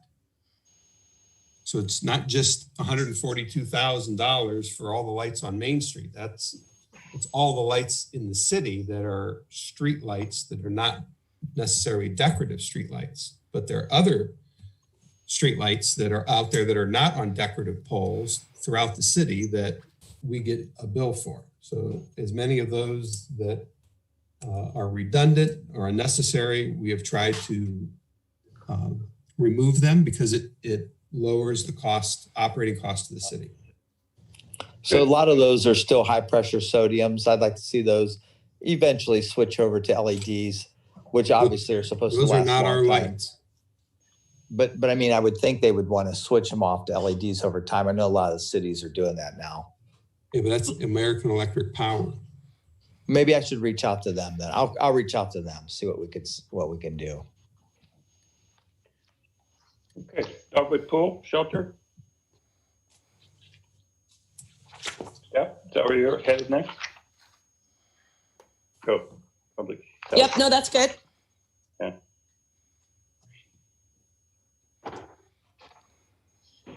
So under these areas here, like Dogwood Pool General Fund, does it tell us what we made? You know, we haven't really talked about that. I know this year is a different year. I get that, but does it show us any revenue from just Dogwood Pool? Maybe I couldn't find it or whatever, but what did we do at Dogwood Pool this year? That's, kind of. This is the expenses page, so you'd have to go to the revenue page. One, yeah, two. I just couldn't find it. I'll find it later, but okay. You're not going to have the results from 2020 yet because they're technically, we don't receive that report from the Y until November. Okay. So it's coming. Hey. Parks Department stuff? Yeah, I was just, when you made me think about that, is I wonder, and Gina, I don't know if this is something, and it's a little bit different, I guess, because I don't remember kind of thinking like, oh, what did Dogwood Park make before? I don't remember seeing that when we were doing the budget discussion, but I like it. And maybe it's a preliminary, it's not something we're doing at the end of October, but we're looking at the numbers, like you said, maybe mid-September, just what have we made so far? Is that a report, Gina, that could be generated? Or is that just something we'll see on the revenue side, and then we'll be able to look at that in that report? You'll be able to see that in the revenues. Okay. And Ben, I don't want to get us off track, but if you want to go back up and click on general fund. Yes, and then just click on revenues, either the green bar or the word revenues, either one. And these are our, again, our charges for services. If we want to just look at those and down on the numbers on the bottom, we'll be able to see what our charges for services are for, can you scroll down to the numbers? Yeah. So there we'll be able to see, now again, these are budgets, but we'll be able to put 2020's actual in here, not, we're only a couple months away from that. You can see the variances difference, yeah. Yeah. So yeah, the revenues in the general fund is a really tough one to start with because it's so big. It has so many departments and it's segregated. Now, when we get into funds after, I don't want to skip around, but as we get past the general fund, you'll see like the next one is 203. You'll see income tax fund, and then you'll see the department underneath. You'll see the fire fund, and then you'll see each department underneath. So and there's only one or two departments in all funds except for the general fund. The general fund is just so big. So we can go back to the parks now if you want, but I just want to show you where to find those revenues. Okay.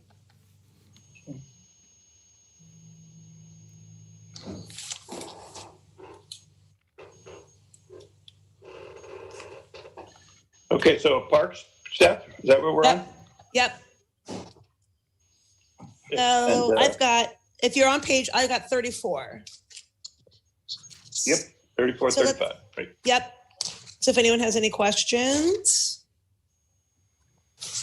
any big changes they saw? Looks like we hired somebody. It looks like personnel Yes, was we up. have. And all benefits stuff. What's under capital there? And I guess I could go into capital, but it's not 50,000 or more, so it doesn't tell me. 91 to 121. Why is that increase so much? Because it's always been around 80, 90. Now we boost up to 121,000 under capital. Why is that? Again, that's an example. Maybe we don't see, unless I missed it, under the notes.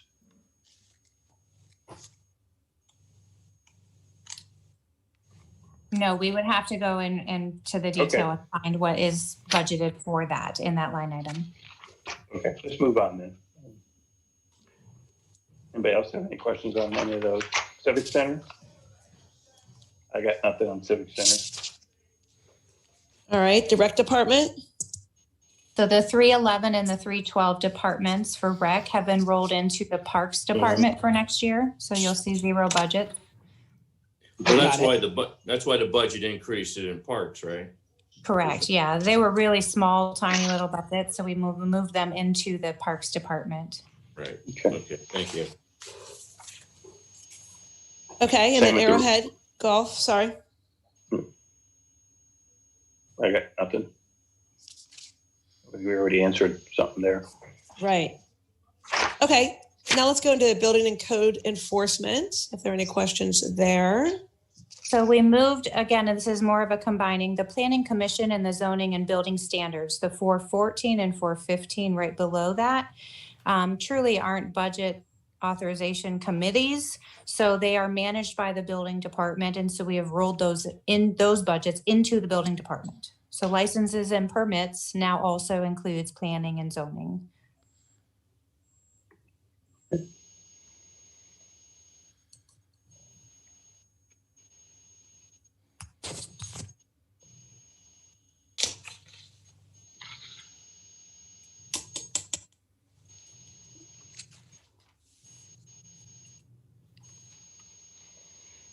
Steph, where we at?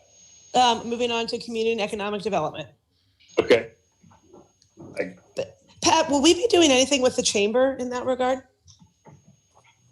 At this point? We are doing what we had done for 2020, which was we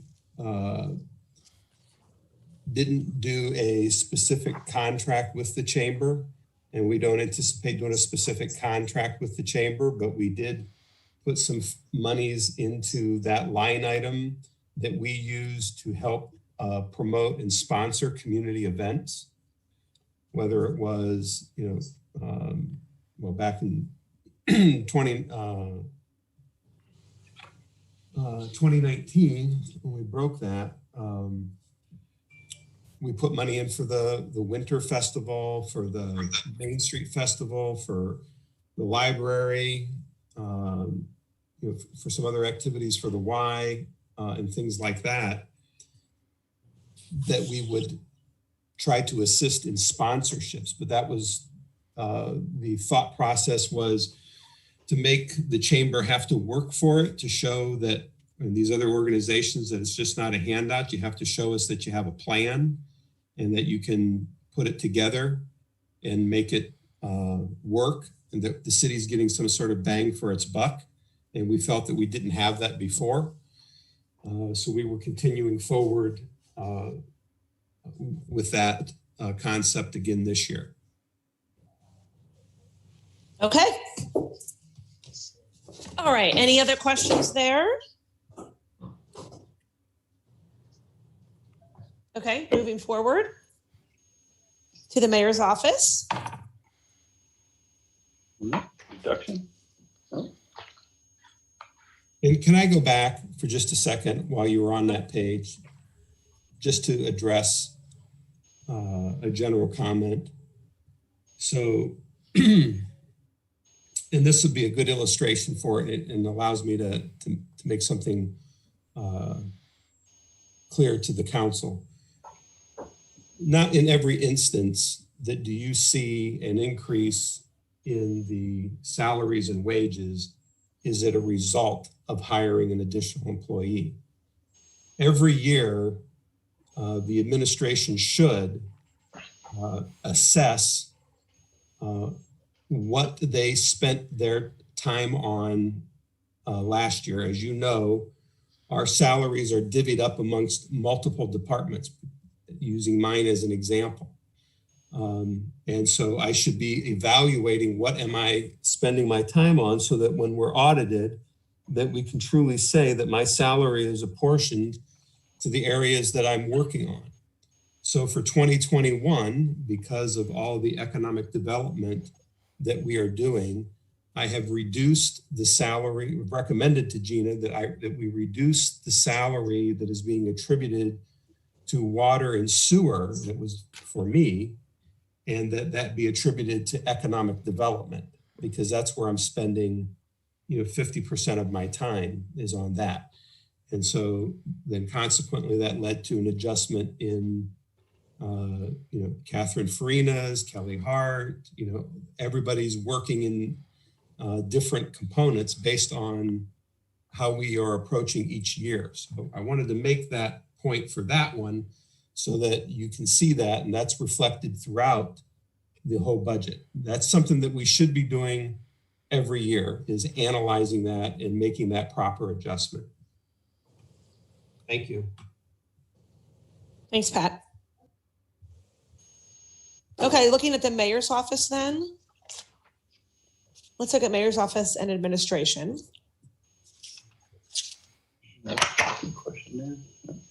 So I can only show one on screen at a time. Oh, that's fine. Okay. So mayor's office, anybody? Nope. Okay. Administration? Okay. Finance department. Gina, any comments? We have a position adding as of August 1st of next year to hire a deputy finance director. There's a lot of, not a lot, I'm sorry, there are 7 positions in the budget for succession planning, and that is one of them with staggered start dates, but that one is August 1st. Okay. Any other questions? Okay, moving on to IT, the general fund. This is another example. This is less than 50,000. What's it for? Why are we having an increase there? I'm sure there's a bunch of little stuff, but it'd be nice to see if there was a big something, maybe 20 or 30. Are we buying a new system or a bunch of computers here and there? We always had that down in front of us, how many computers and everything. And we should know that. So that's just another example of little things there probably that we should know. No question now. Good call. Okay, on the law department.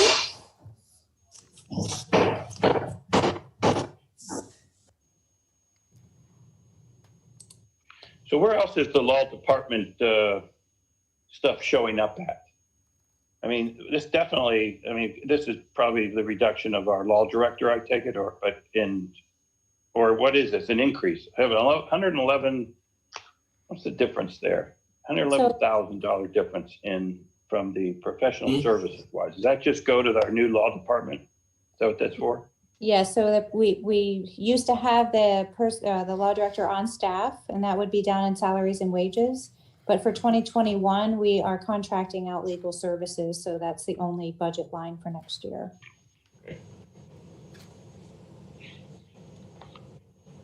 Well, I'm sorry. So you made some modifications on this since the hard copy of the book.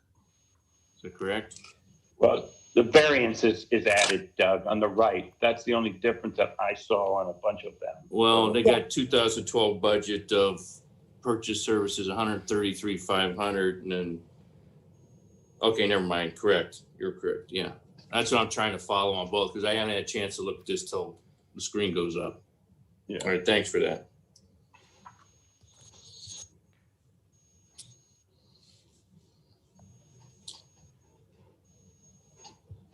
Okay. Anything? Council? Nope.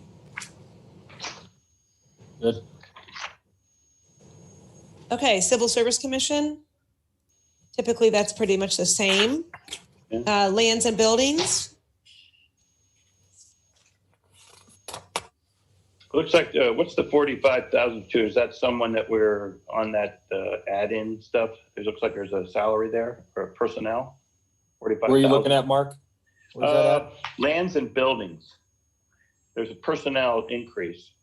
Maybe it's, what is lands and buildings anyways? And so what is the 45,000 under personnel there?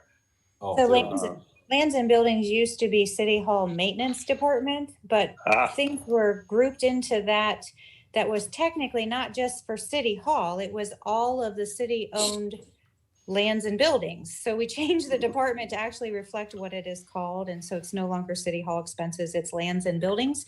And we have a person that is in charge of our lands and buildings. And so we are charging his salary off to that department. But he was taking up another department before that? It's one of the labor reallocations that Mr. DiOrio had mentioned earlier. So he's not new, but his labor allocation has changed. Yes. It goes from one to the other. Okay, I guess. Right. Everybody get that, by the way? Yep, I got it. Yes, I did. Okay, engineering. This Rob needs a salary bump, right, Rob? I'll wake him up over there. I heard that Rob, one. any thoughts? Rob, Rob? any thoughts, Rob, or any concerns? No, that's just pretty much sort of the overhead of our department, all the day-to-day expenses, salaries. And again, our salaries, I believe, Gina, are divided among a number of departments, whether it's sewer or water. Yes. Okay. Okay, moving on to general government, the general fund. Gina, do you want to, never mind. No questions. Okay, so you have transfers in that and then the debt service, which we talked about. Yep. Okay, moving on to the income tax fund. Gina kind of talked about that earlier as well. So the income tax fund, yes, is the collection of all, receiving of all income tax revenues, and then it's transferred out to all the other departments and funds for operations. So you can see. So if I'm reading this right, we'll have $100,000 or $1 million. I'm sorry, $1 million reduction budgeted for next year, lower than this year. Is that what that's telling me? Well, correct. So we took this year's actual 2020 current budget, which was originally projected at $7.5 million. And because we have no idea what the income tax filing deadline is going to bring for us, it will be the true impact of COVID next year. We kept that budget the same, but we have changed the 2020 budget to reflect where we are currently, at least through the end of the year. So if that number does change and we do bring in more income tax, we can obviously add some more capital equipment or improvements or some other things, but we wanted to budget very conservatively at this point until we know we're actually receiving more money than that. Okay. You know, when will we know when we have the full, is that April 15th we're thinking? We'll see what numbers come in? So April 15th is the big deadline, right, for all personal filers. And unfortunately, a lot of businesses can request extensions through October. So sometimes we don't truly know until November, December where the prior year ended up. But for the majority of filers, it's April 15th. Thank you. Gina, is there a way down the road here, I'm not asking for it now at all because I understand your situation here, but is there a way you'll be able to show us what the reduction is in businesses?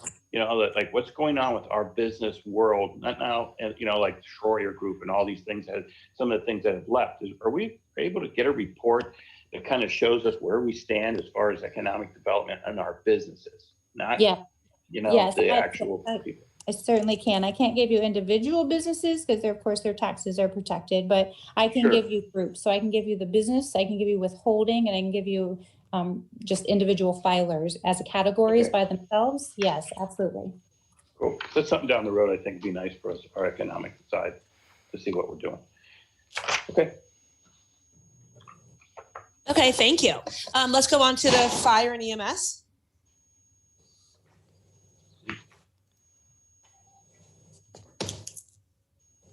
So this is where in the fire fund, you'll see the entire fund if you want to look at a macro level, or you can start clicking and drilling down into the revenues and drilling down into the expenses.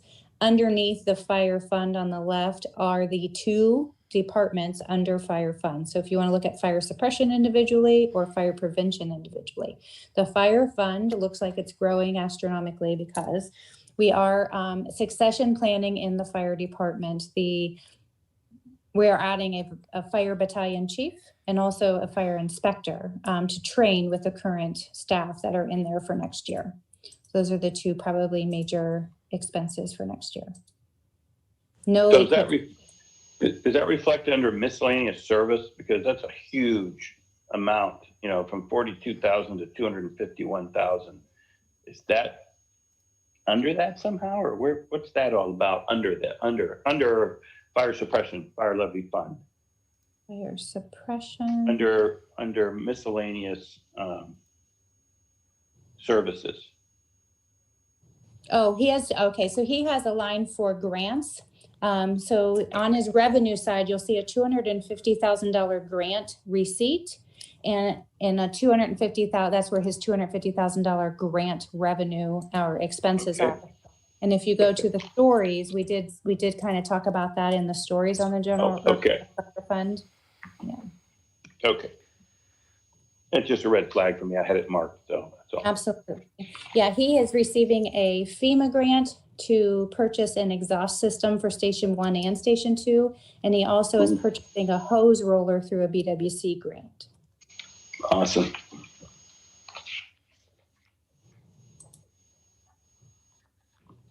Okay.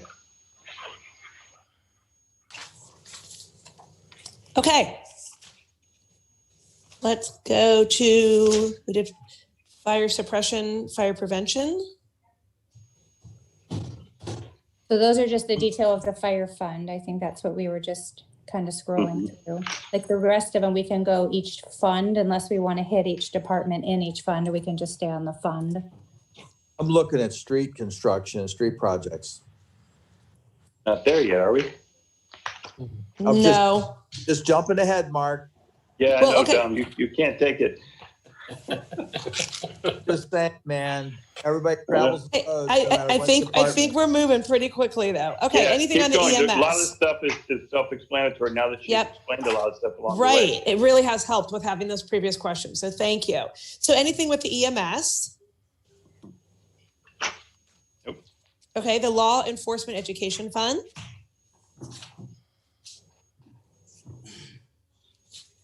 Okay, the Street Construction Maintenance and Repair Fund? Oh, now that's a sweet. Here you go, Dom. Dom, we're going to talk about the streets right now. Dom, Fire up, Dom, go. Okay, Patrick, tell me what the deal is this year. How's our budget looking compared to last? Well, Rob, you can help me out if I mess up here, but I thought that what we were budgeting for general street repair, we were budgeting the same as what we did last year. Exactly. A lot of little ones for curb and gutter and catch basins, whatnot. But the big one there is expenditure of $350,000 for our paving program from 2020. Hey, Rob. So like on the gas revenues and the other revenues, the little sideline revenues, will we know if that's up this year based on COVID so that we can add to, the little odds and ends streets that we need to deal with? Yeah, that's something that Gina and I've kind of discussed. I don't know that we saw, we had the 10-cent gas tax increase. I don't know. I think our revenues are pretty much the same. Okay. Because we got staying home, aren't driving. Exactly. With so many less people driving, not going to work, working from home. I think our revenue was the same. Okay. But it wasn't higher as we all anticipated because of COVID. Well, I think people should get out and drive more. Big gas guzzling SUVs. I mean, gas is cheap right now. It's under $2. Lots of places to see in Ohio. One thing I want to mention here, I think it's a little disappointing. We didn't put any money aside for sidewalks, whether now or in the future. And I know we had a lot of discussions about, let's just take, for example, Glenwood sidewalk. If we can't afford to do it all at once, let's put some money aside every year so we can do it in a year or two. And Go ahead. I thought there was some in Glenwood, or 7th Street, excuse me. That was 7th Street, yeah. Mark, I agree, and I also agree, like I said, I talked to Pat and Gina, and then Rob, you know my feelings, that we need to put some money for the Portage Gateway, something to get started on a couple blocks or whatever we're gonna figure out. Mm-hmm. Yeah, I'm all for that, Councilman. Yeah, that's not the whole corridor, I get it. I know we got stuff coming down the road more towards City Hall, but I definitely wanna, Rob, if we can get together, just earmark some money for some lights, decorative lighting, sidewalk replacement. The road looks great that was done. We're not looking to change out curb and gutter or anything, but I think we want to get started on some kind of a gateway project there. We've already, and Patrick will certainly jump in here, but we're already sitting down with the school district to try and work together with their pre-K 2 site right there. Right, Charlotte. right. And yeah, that lane assignments, we've already, just getting started on a traffic study to see how many lanes we need with their parent pickup, bus traffic, our traffic, Diebold traffic, really trying to get a handle on that. And with that will be the decorative elements that go along. So yeah, that's off Main. I'm thinking more east, or excuse me, west. You're west. He's talking about Portage down to. I'm talking about Portage where you come into the city. Right, and that's, we're kind of starting right at downtown, but once we get that look, yeah, you're right. Eventually, as we've discussed with them, we look to take it someday all the way to Wise. Absolutely. Hey, Doug. Well, I want to put some money aside for Wise or going from west to east now. That's going to take a couple of years till that all comes together. Hey, Doug. Yeah. Doug, it's Rob is really the king of like getting grants and stuff. So he's going to continue working his booty off to get the grants, because obviously every little penny helps on these projects. And I'd encourage everybody to drive, go see some things, spend some money so we can get some additional dollars. Rob, we'll get together. You got your old plans there. I think we can do something in-house. It's productive. We'll see what we can do. Absolutely. That's something we shared with the consultant we're working with on the traffic study, the 3 alternatives back from our public meeting in 2016. Right. Yep. All been dusted off and are starting to take a look. Okay. And then what about sidewalks that Councilman Soretta brought up? Are we going to have anything for Woodrow? Or are we going to have anything for, if it's Glenwood, if that's the decision? Maybe as a spinoff, obviously I'm always conservative when I throw money, put projects in there. Hope, thinking worst case that maybe if there's some savings, that's something we could look at.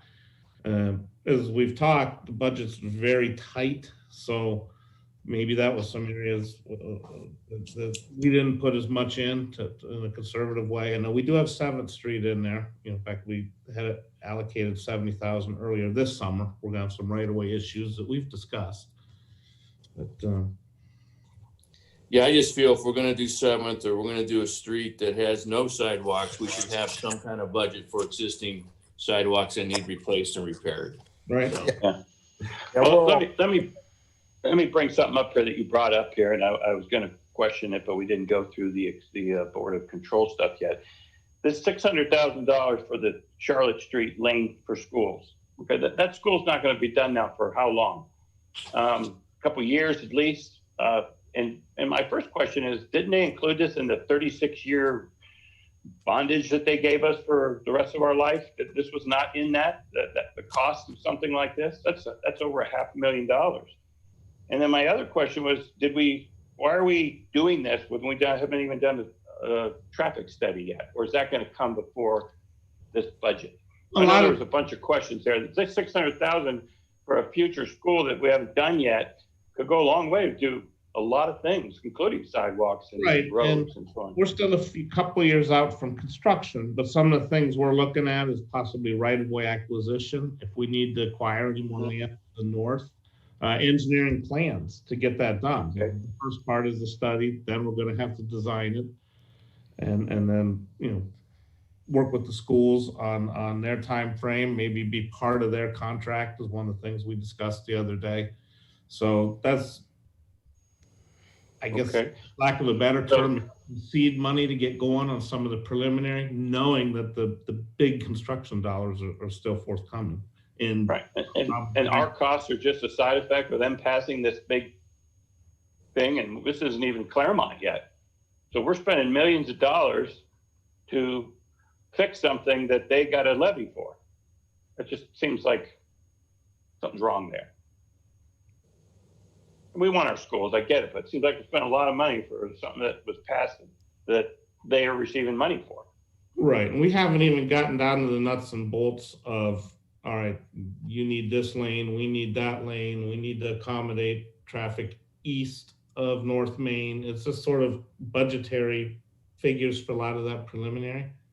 Mm-hmm. So we haven't gotten to the construction dollars and agreements and who pays what. And we're still a ways from that case. We're still trying to figure out exactly what we need to do because we only really have one opportunity to do it and to get our lane assignments, storage lengths, things like that, kind of work together on this. So we get it right the first time. Okay, thanks. Yep. Okay, moving on to storm sewer improvements.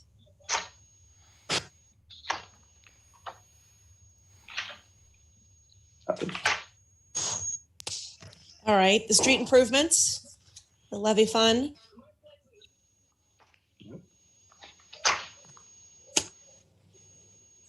The municipal roads.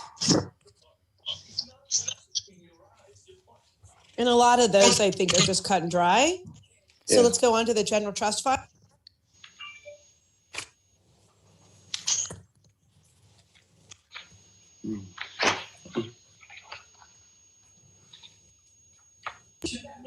Okay, let's go on to police donations. And maybe these, the police donations, fire donations, EMS, parks. Do we want to talk about those individually? Recreation? Or is that something that, would it be helpful if we had a report on that to see where the donations were? Nice to thank people.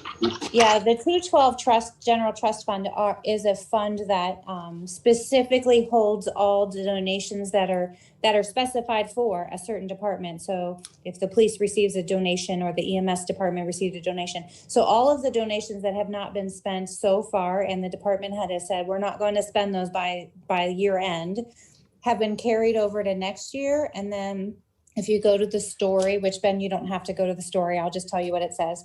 That we are anticipating receiving a $32,000 donation into the EMS department. Nice. Then we have a $15,000 sponsorship for the farmers market as well to continue next year. So next year's budget for 2021 in the donations general trust fund are the last year's carryovers plus these new donations that we know of. As we receive new donations next year, we'll amend those budgets. We'll accept the new donations and then we'll budget for whatever they want to spend it on as we receive them. But we don't budget for them until we get them. Great. Moving on. Okay, farmers market sponsorship.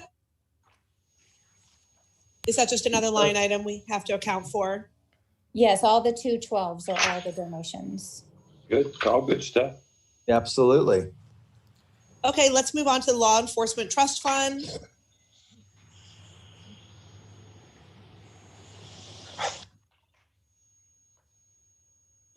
How about the compensated absence fund?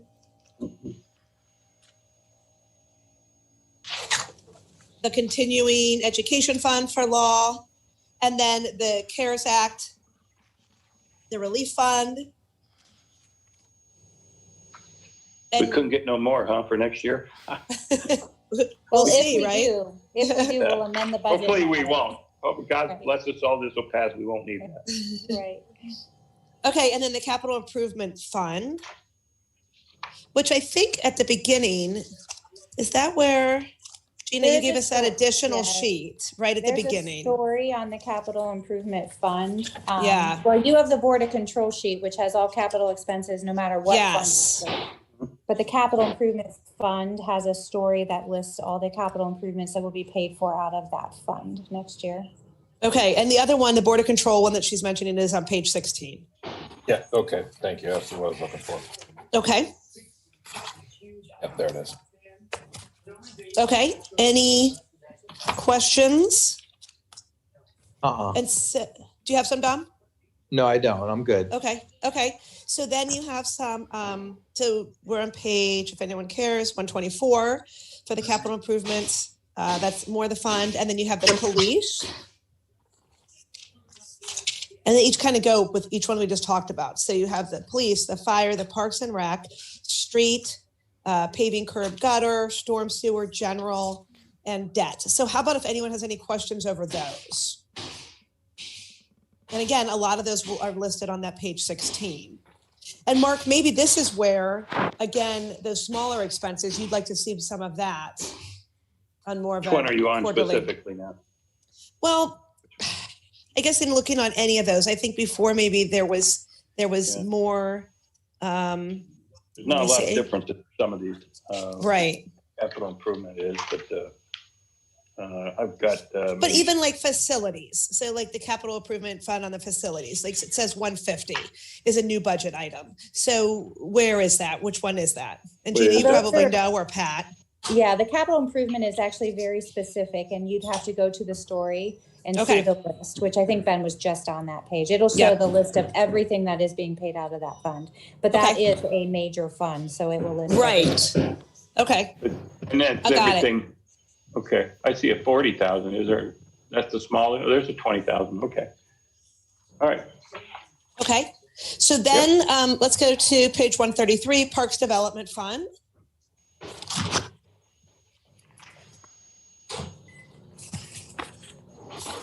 Okay, and then OPWC, Issue 2 Fund. The Water Operating Fund. Unless anyone wanted to talk about the North Main Street resurfacing on 7th to Orion. Okay, the Water Operating Fund. Are there any questions there? Or anything, Gina, you want to talk about regarding water, the water administration, water debt services, water distribution? I mean, this is where a lot of our different funds seem to end up. A lot of revenue for the city. The water is an enterprise fund. It's a utility, so it should be self-supporting with user rates. We are currently in the midst of the rate study. So the rates right now for the 2021 budget are projected to be the same. And the expenses, I believe we are adding an operations manager in the water department. That would be a new position next year. I think you're right. Hey, Okay. Gina, I have a quick question on that. And you may not know this, Patrick, you probably will. The water rate study that we had done prior, how far did that go out? It expired in 2016. Council was required to do annual reviews in January every year thereafter. You haven't done that yet. And so those rates are, by the time we get through 2021, they're going to be 5 years old. All right. We've got to put a COLA on that thing. That's crazy. I agree. Well, that was in there, Councilman Stroya, but the ordinance expired. Gotcha. So, I mean, while the ordinance was in effect, it allowed for those types of things to occur, but then the ordinance expired, and it was supposed to be reviewed beginning in January of 2017 with expenditures in the utilities department and the rate studies and all that to make sure that we weren't getting in a position where we were getting behind, which I'm afraid is kind of where we're at. So hopefully the consultant is going to get that done here before the end of the year, so you at least have a heads up on where we're at. Good. Hey, Patrick, refresh my memory, and I don't mean to belabor this point, but what was the reason we put a sunset on that? Well, I wasn't here. He wasn't there. During that time that it was passed, and I just got here when it sunsetted. So I don't know. Oh, that's right. Okay. All right. Okay. Hey, Jeff, it's Doug. I don't know why we did that. I thought we had it handled that you just, maybe. So did I. The sewer we passed on from the county. Correct. I mean, I don't know why we didn't think about that for the water, because it just, even if it's a minimum of 2% a year, you do it, something so that I think keep up Gina with would it. jump in and, she's going to tell you that, from an audit standpoint, we're required to make sure that our revenues don't grossly exceed our operating expenses and our future capital projects in that enterprise fund. So that it is necessary to do these rate studies periodically to make sure that it's staying really close to that. Not designed to, score a huge profit Right. at somebody's expense. Well, from an auditing standpoint, what's the benchmark percentage? So the enterprise funds, the utility funds are built exactly opposite from the general. The general fund, we know what revenues we are getting, and then we build a budget to spend what we're getting. Where the utility funds is opposite. So it's like a business. We cost out everything it's going to cost to treat the water, distribute the water, maintain the infrastructure, all of those things. And then we build the rates to support that year's operations. So it's a little bit backwards from general fund. One of the nice things that the EPA has mandated in 19 going into 2020 is the asset management plan is required in all districts. And so now that we have that, it is a future forecast of projects going out. We have all these projects listed and what it's going to cost. And so now we can build rates, maybe on a 4 or 5 year basis, but they're reviewed annually before they're set because the cost of chemicals can change, like the weather forecast. There are different things that we don't have control over, but yet we still have to operate the water plant. So those are the sorts of things that we'll use that asset management plan, and we'll build the rates based on operation cost, and then we'll bring that to council for approval every year.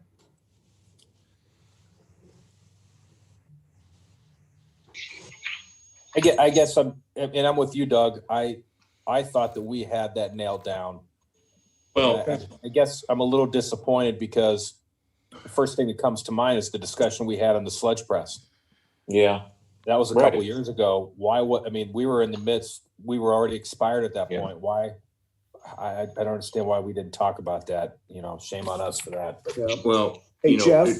Yes, sir. This is Daryl. One of the steps that Ben has taken will be the introduction at year's end with Granicus. Right. Yeah. We will hopefully have in place a process that will serve as a reminder for all our users of these annual or distant requirements for review. Right. So we're going to have something in place in a couple months. Well, is that correct?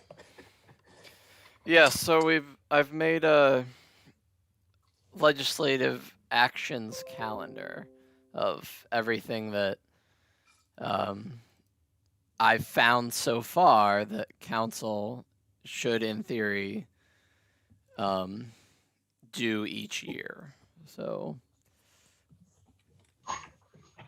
There you go. Oh, that's perfect. Excellent. Thanks, Nice. Daryl, for Ben for bringing that up.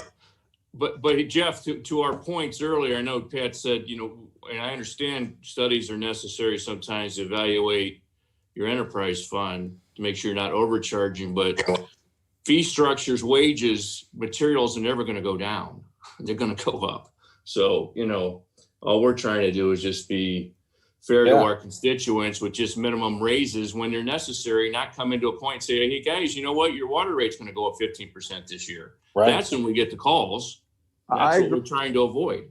Doug, as living in the city and paying city income tax, I think we need to always keep the utility affordable for people that live inside the city. That's the benefit. Yes. So I say you always have to be cognizant of that. If you're outside the city, of course you're going to pay more. Right. But you don't want to get to a point, Don, it's 5 years now, we got to raise your rates 15, 20% to meet our forecasts. You're better just to do it gradually because everything goes up, cost of living and so forth. That's our only points on that. Well, it's the building maintenance as well. Yes, it's everything. Yeah. Chemicals, name it. So okay. All right. Okay, let's look at the sewer.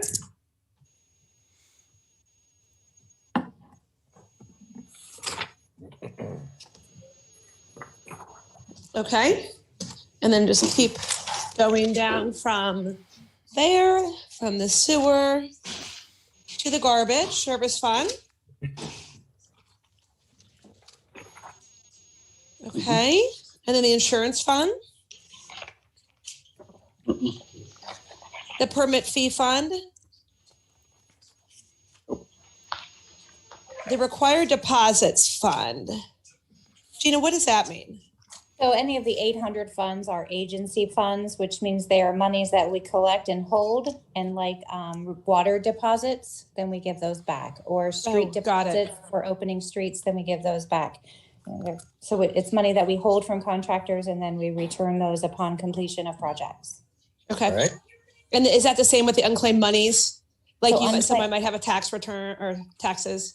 Unclaimed monies fund are checks that the city has issued, and if those checks are uncashed, anything that's more than 2 months old, we send a second letter to that, hey, have you gotten a check or have you lost the check? We'll reissue it. And we, by Ohio law, are required to hold those outstanding checks in a fund for 5 years, and then we return those to the general fund. All right. Northridge developer payments is the next one, and that is the agreement that we have with the school district. So whatever we receive and upon that agreement, we turn around and write the check to the school district for that agreement. It's just the taxes from that. Okay. Northridge. Mm-hmm. Next. Okay, that's the end of my booklet. Yeah. Okay. Go ahead. One question that didn't come up in here, maybe Pat can elaborate on this. We haven't talked about the parks project at all. Now, we've got this money, we've been sitting on it for 2 years. Good thought, Mark. Yeah, and I know when we go to do this, we're going to want to do the streets around it kind of thing. It's not all going to be just a little park in there. There's going to be more to it. So maybe Pat can have a meeting with us to give us an update on what's going on with that. I get a lot of questions on that. Not only that, but Bitzer Park too. I mean, where are we going to be next year on that? So maybe you don't have to talk about it now, Pat. If you want to, set something aside, we can all have a review of where we stand on these things. Doug, you want to put that on your next committee? Yeah, that's fine. We'll get together and then you can talk about it. Yeah, we can. I'll get together with you beforehand. That's fine. Okay.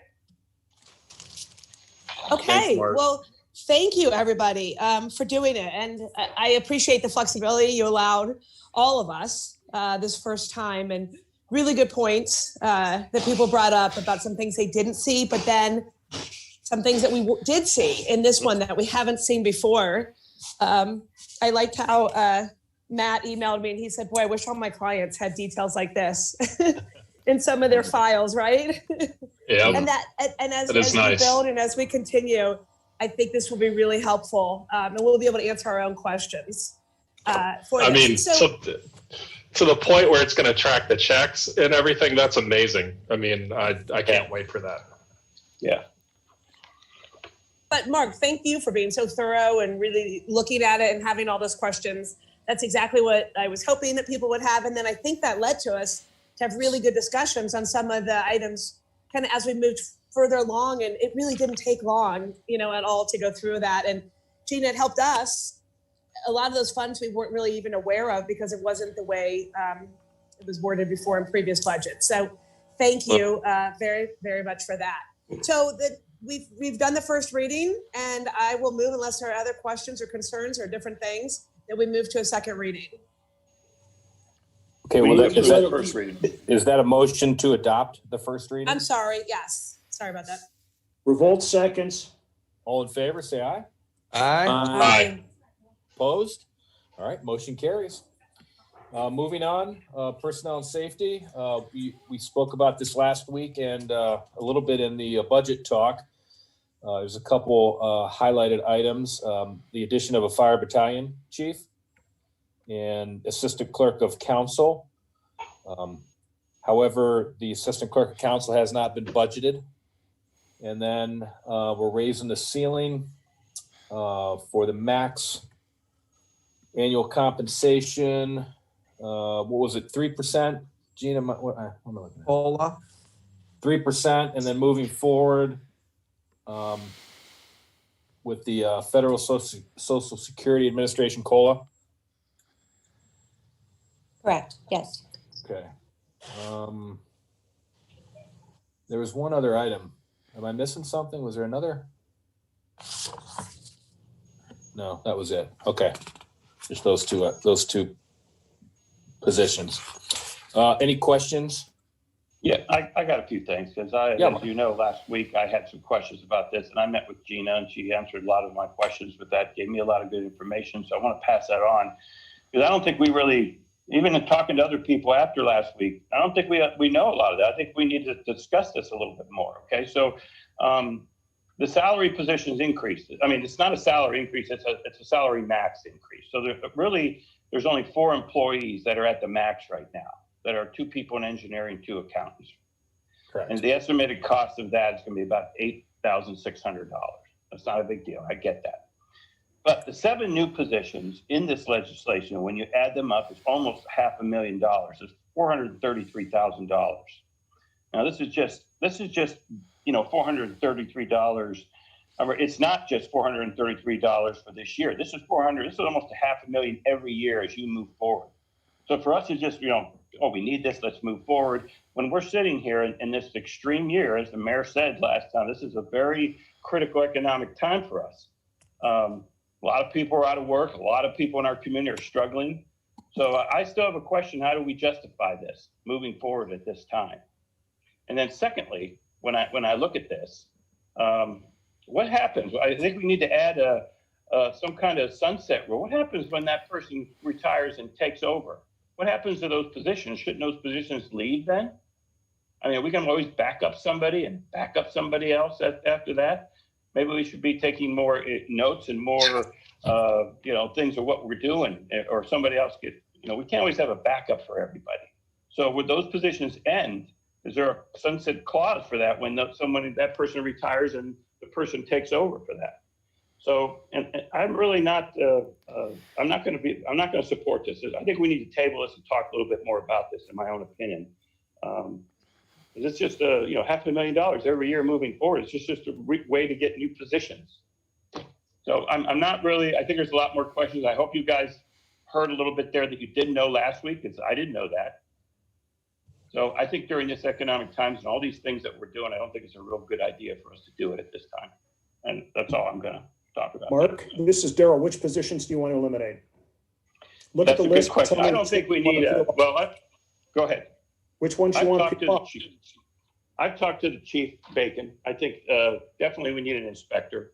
I know he's been asking for someone for himself. I can see where that, as far as adding, a clerk, we got away without Ben for some time. Can't we get, Ben's doing a fabulous job.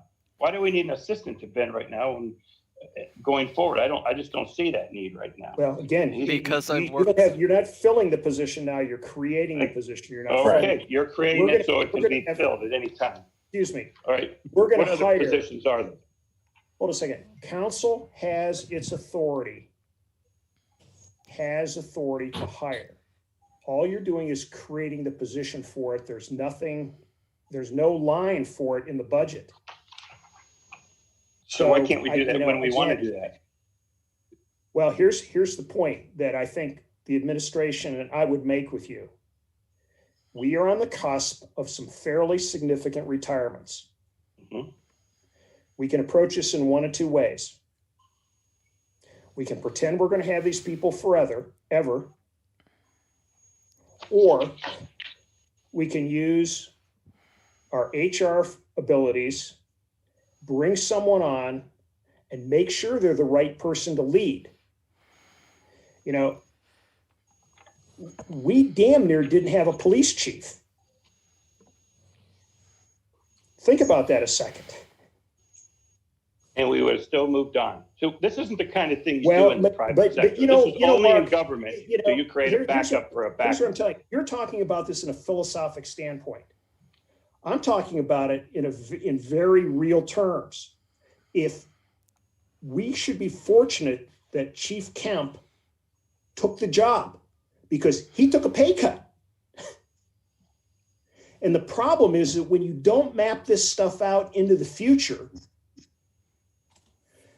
all your sergeants look at it and say, well, I'm not going to train, or I'm not going to plan to become chief, and then I'm not going to take the test. That is a real issue for an organization like ours. Hawkinsmith, that individual knows where every electrical component in this city is and how to fix it. What do we do if Hockey just goes and we don't plan on replacing him? What do we do? This is not something that you can just open up and say, you hope you get the right guy or gal. You hope it's better. And I think we've learned this. Now, in terms of our council office, I will tell you this. I go back when we had 2. And yes, we're not doing the minutes, but there is, Mark, you and I know that there is a whole amount of research that we can get from a team if you'd ever get to that point. We're already seeing a little bit of it right now with the intern that we have and what Ben's doing. I mean, you just got a flavor of it tonight. What do we do? And with all due respect to Ben, is our job should be getting him ready to go to his next job. That's what we do as employers, to get him ready 4 or 5 years down the road to move on. What do we do? Do we train somebody, or we just hope we can find somebody? And I think we got a lesson on that this last go around when we tried to hire a clerk. None of us were satisfied with the candidates. So what do we do? Philosophically, I don't disagree with you, but in practical terms, folks, and I'm not going to be around, but I think we got a real lesson in hiring over the last 36, 48 months. And we've done a pretty good job of it. Yes, Right. This is Catherine, if I can just jump in. Go ahead. I was just going to say, just to the comment that we're hiring backups to backups. It's not backups to backups. Like, for example, in the council position, it's just a backup. If Ben were to choose to move on somewhere, we're back to no one. We're back to no one knowing how to do that. So, I mean, I would disagree to backups, but in some positions, like we're talking about an operations manager over in water distribution, that would be a backup to Brian Hill. This isn't 3 layers deep. We're just asking for a second layer. We're trying to be proactive and strategic in our staffing, not reactive. We don't want to hire the person after the person's gone or has given their 2 weeks notice, because it's not enough time to train. So we're just trying to be very proactive and get one backup in place, get them up to speed, so that should that person sitting in the key spot make a life change and decide to move out of state or find a higher position somewhere else, we're prepared, and we move number 2 into 1 and then backfill the number 2. That way you always have a little deeper bench, not always playing the starters, and then when they get injured, you're in trouble. So. And I get that. And this is not the year, is what I'm saying, to do this. You're talking $500,000. We just went through the budget. How many things have that in there? How many things does this pay for on other things in a really tough year of COVID year? So you're kind of hard to justify. Then I'll come back to the question, Mark, and I'll cut you. The budget? Excuse me, everyone. Hold on one moment. I want to talk about that. Okay. Stand by.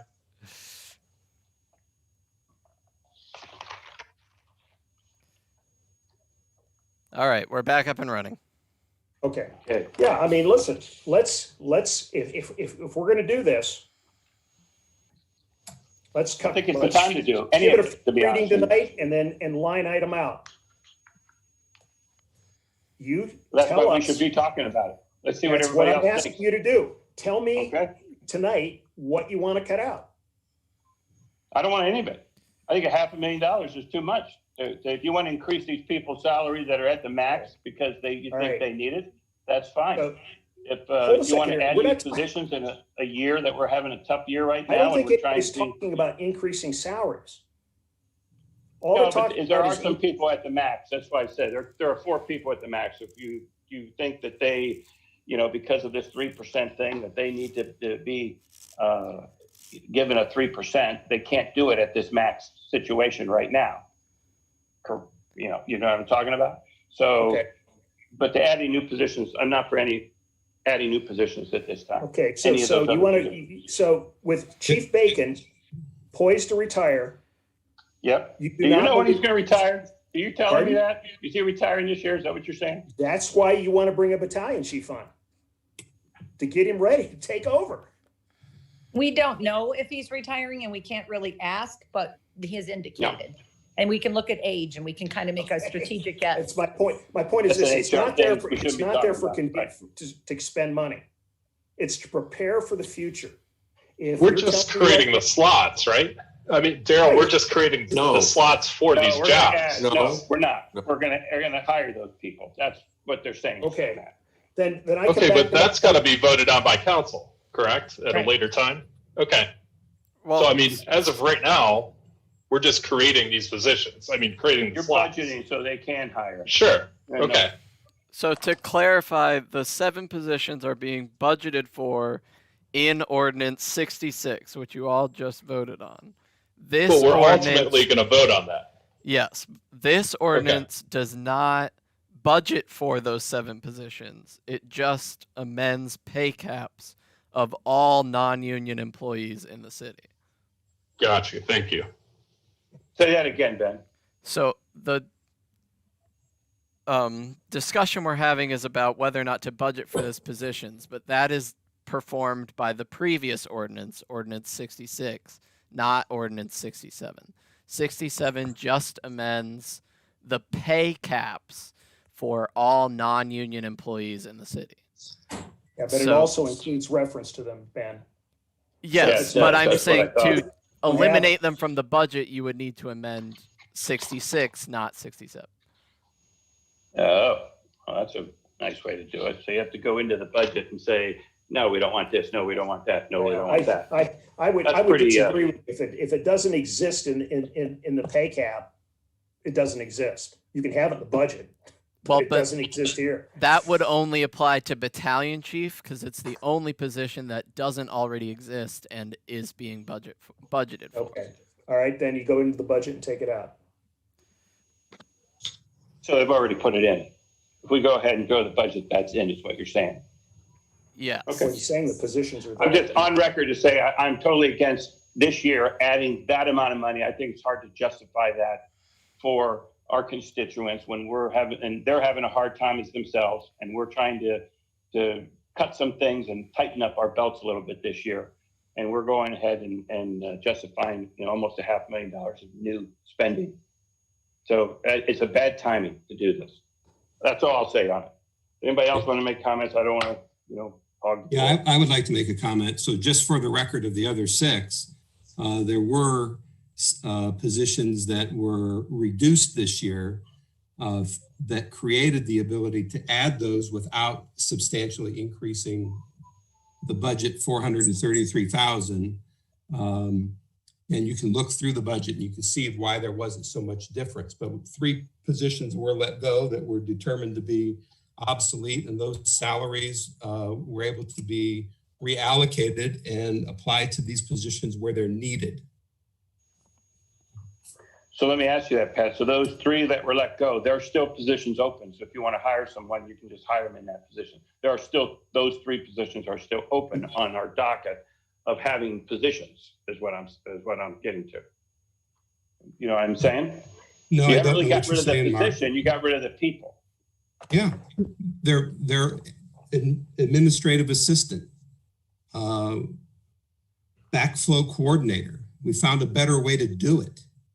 And we went through this during the course of the year already. We've talked about that.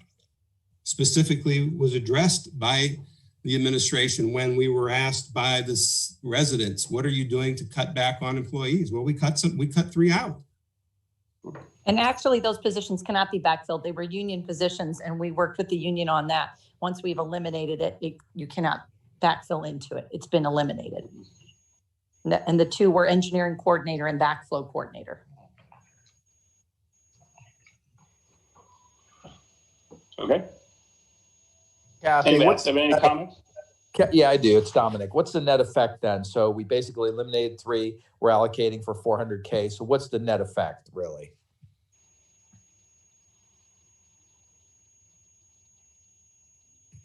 Are you talking dollar wise?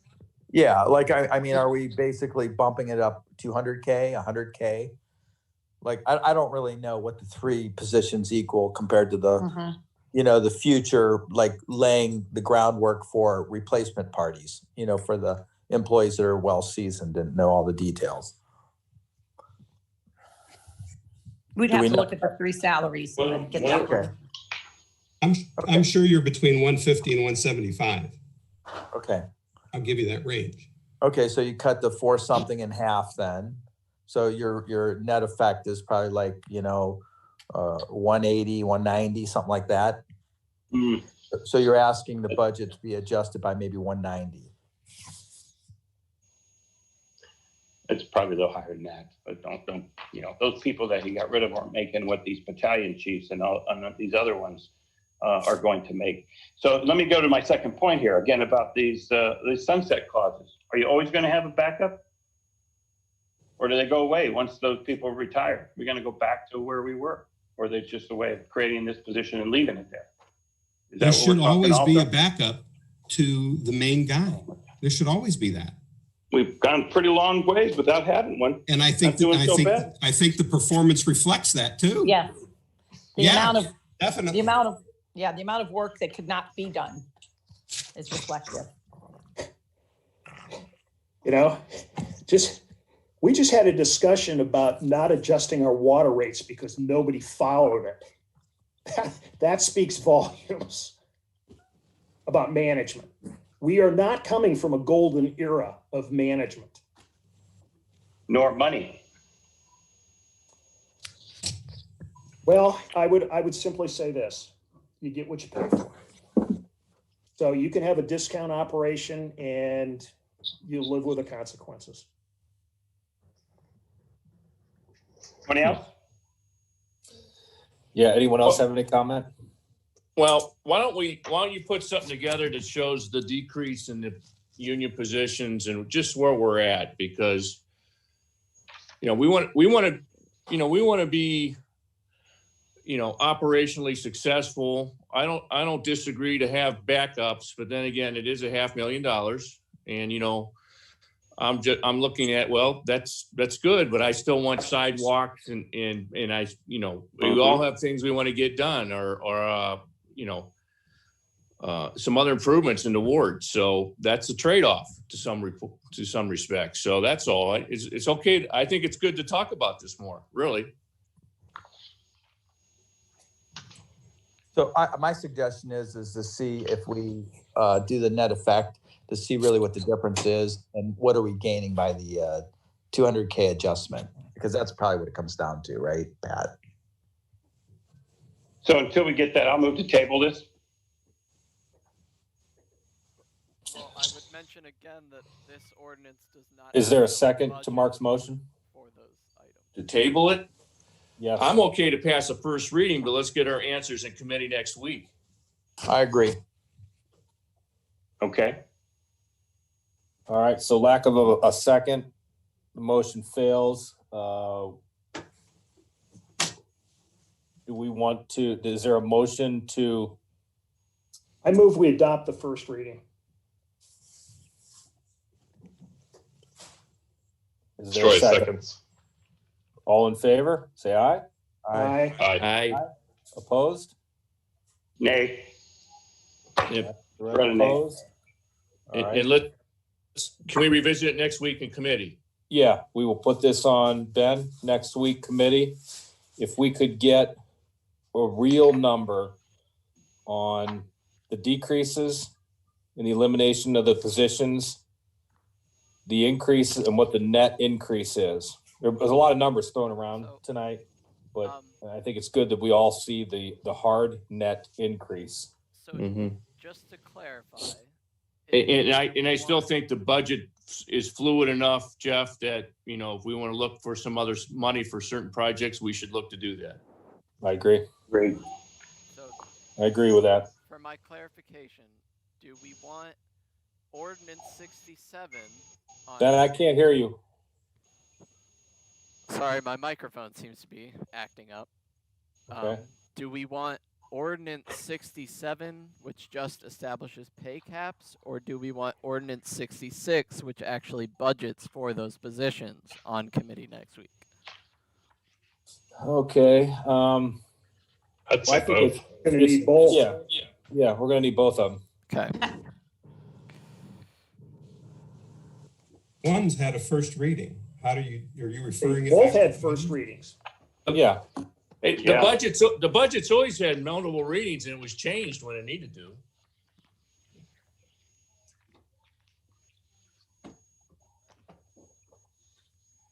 Yeah, neither one of these are emergencies, so we're looking That's right. at least 6 weeks here.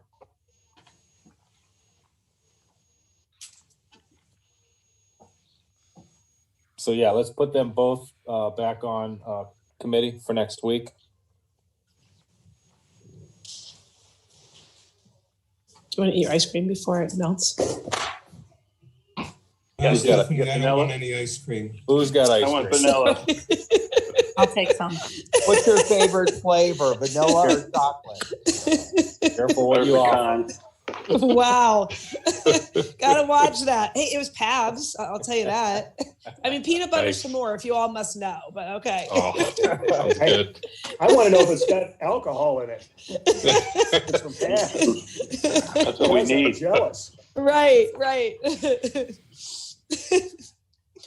Okay, very good. Well, we will bring both of those back into committee next week. That concludes our legislative portion. So we'll move into reports. Deputy Director of Administration. I mentioned earlier, some of you may have been on the call, maybe not all of you were, but we do have a new administrative assistant started in our department today. So if you happen to be in the office or you call, her name is Janine Woodside. She lives on Woodside. So she's Woodside on Woodside. And she's a deep-rooted North Canton girl, went to Hoover, father worked for the Hoover Company. She brings a lot to the role. We have had this position open the entire year and budgeted for it last year. So we're just, getting it filled now. And she'll be working a lot of, she has an HR coordinator background. She also has graphics design and web development and just a real strong administrative background. So we were really excited to get her started. So if you're around administration and you see someone new face in there, that's Janine. That's all I have. Outstanding. Thank you, Catherine. Director of Administration. I'd just like to refresh everyone's memory, I guess, on the process concerning nuisance properties. So, we get a lot of them, and we're getting a lot again at this time. If it isn't, grass, it's leaves.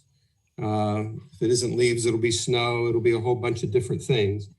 And, we approach every one of those properties and try to gain compliance, hopefully voluntarily. To the extent that we can't get it voluntarily, we go through our building code, our zoning code, our fire code, police department, any opportunity that we can to bring compliance, we attempt to do so.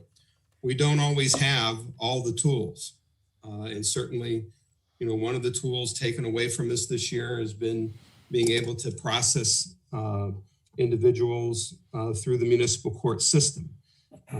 We're not, arrests are just not really happening in our community.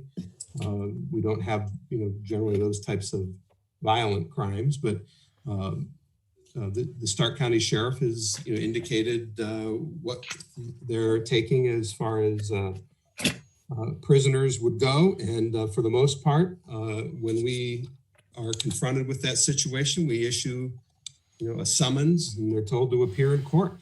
That's the extent of what we can do. So COVID has definitely affected our ability on some of these instances. But to the extent that there are other ways to do it, we're certainly open to suggestions that council would come up with as far as what other communities are doing, or if the council clerk is working on something like that. Certainly would love to see some legislation of what others are doing, and to the extent that we can adopt it, that it gives us better enforcement mechanisms, we would certainly look forward to that. So appreciate everybody's eyes and ears out there in the community and trying to help us find all the instances that we need to be involved in. Thank you. Thank you, Patrick. Mayor, you're up. Sure. Thank you, President Peters. Just 3 or 4 points of interest to share with council. Appreciate the vigorous discussion tonight as we are looking at our budget, and hopefully we'll get some of those questions answered for council and for administration too. I want to appreciate Director of Finance, Jean Alabak, for her response to many of the things that were brought up tonight. We're very fortunate to have her experience and background in helping us navigate this new form of our budget. So thank you. A couple of points of information. Again, the North Canton Farmers Market, our indoor season started last Wednesday. And if you have an opportunity to stop by, it's very exciting. We had about 600 people there, and the times are 3 to 6 p.m. So folks, if you have a chance to get up there, any of the council, they certainly appreciate someone coming up and saying hello to them. And big thank you to the community for making the summer one a success. And I think we'll have the same success that we'll have for the winter indoor season. Since we're not meeting next Monday, I know Election Day is going to be fast upon us. And I just hope the people will trust the process of our voting system. And hopefully they have had their plan to vote if you haven't already done so, either in person or via mail. So just as we approach the election time here, we only have 4 precincts in North Canton. One's at the Faith Family Church. One is at the North Canton Civic Center on West Maple Street. Our Church of Christ, North Canton, 1301 East Maple. That's a polling station. Then Champion Event Center at 340 Mississippi. So any of our listeners, you may want to just double check to make sure where your precinct is and where you can cast your vote in person, or if not at the Stark County Board of Elections. Something else that has been coming out in the news a lot, and this just came out this week from Ohio Governor Mike DeWine and Lieutenant Governor Houston, that they announced that their administration, in partnership with our General Assembly, they developed a package of for more than $419.5 million CARES Act funding to help Ohioans. And through that, they came up with three grants or funds that are available for people. And one, as we mentioned before in our discussion about outdoor dining, there is a fund available for bar and restaurant assistant funds. And people can, our businesses can just go to businesshelp.ohio.gov, and they might be able to qualify for at least a $2,500 per unique business location to help them with their bar or restaurant or food establishment. I want to share that with you. One of the other things is small business relief grant. There's been a lot of information out there from some of the about how cities can help in small business relief. However, I think the state has a good program here. That's designated to assist Ohio businesses that have been harmed by the effects of COVID-19. The state has a $125 million grant fund that will provide relief to Ohio businesses. So there is an expiration date. This is for a small business, and it affects us here in North Canton. The business must be a for-profit entity with no more than 25 total or full-time equivalent Ohio employees as of January 1, 2020. So something there to help our small businesses.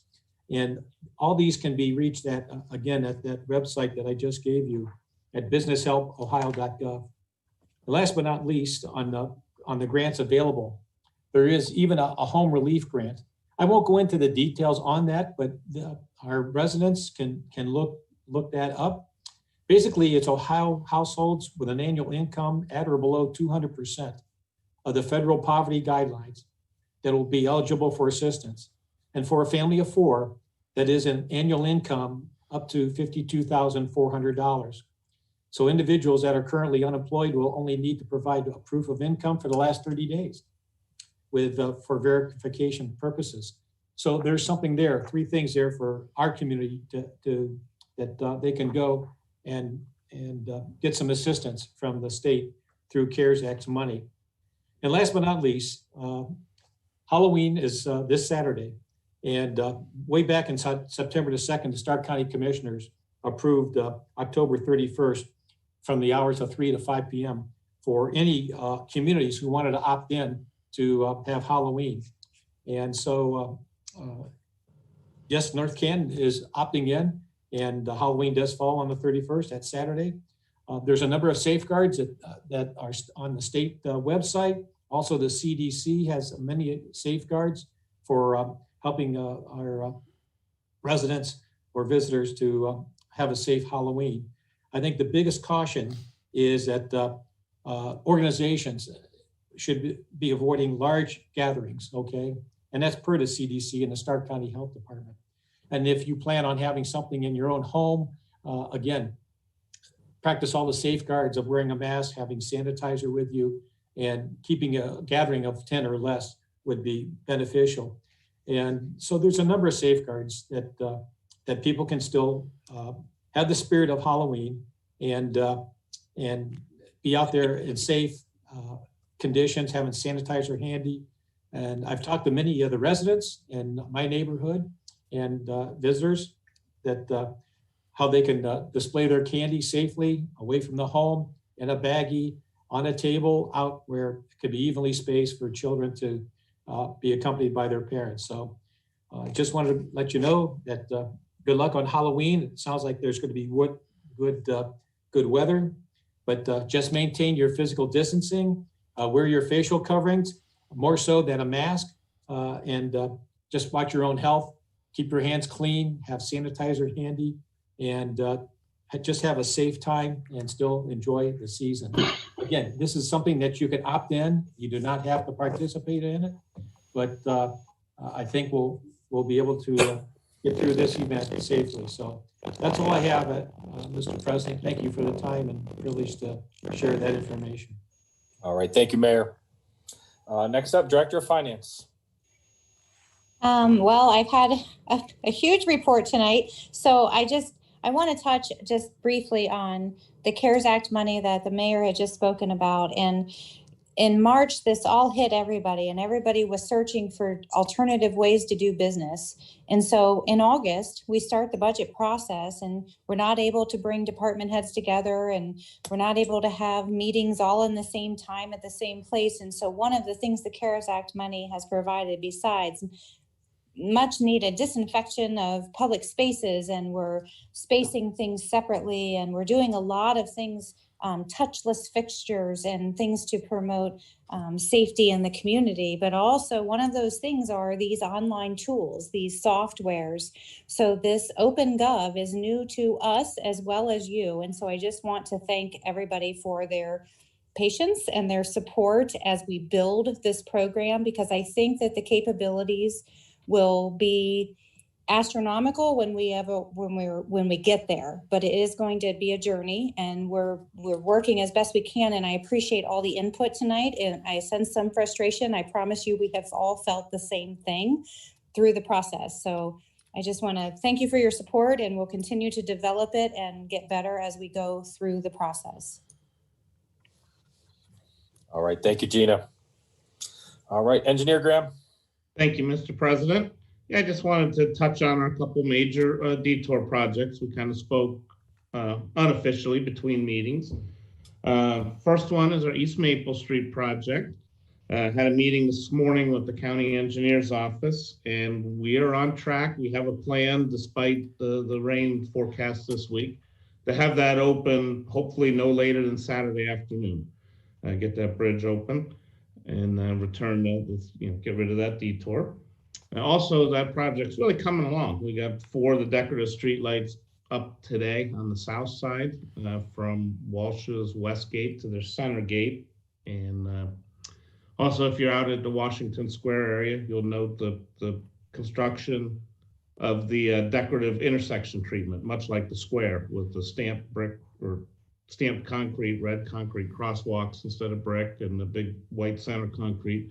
You'll see that's coming along. We'll get that finished this week as well. Open the traffic next week. So that project is really coming along quite nicely. despite the weather. And that brings us to our East Hill closure. We're, 2 weeks ago tonight, I reported that we were about ready to pave. Well, we're still about ready to pave with all the rain we've had. The plan is to start the base asphalt tomorrow morning and Wednesday. But as we sat here together for the last 3 hours, at least out my window, it's been a heavy mist to light drizzle the whole time. So we'll make that call at about 6:30 tomorrow morning. But I think we'll at least get some paving in Wednesday before the weather turns on Thursday. But we're doing our best. We want to do it right, and we will do it right.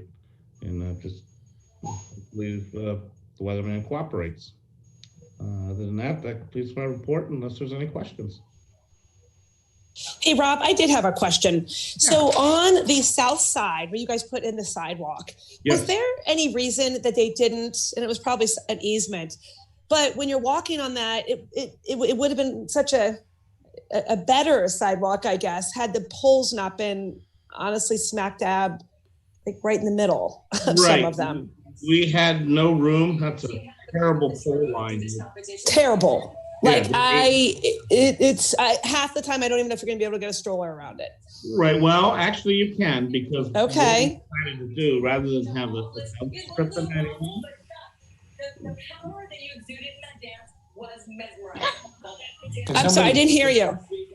what we decided to do is in some of those areas where the pole line was so inconsistent, we just did no devil strip. So we have that ADA either 3 feet in front of the pole or 3 feet in back of the pole for a stroller or a wheelchair.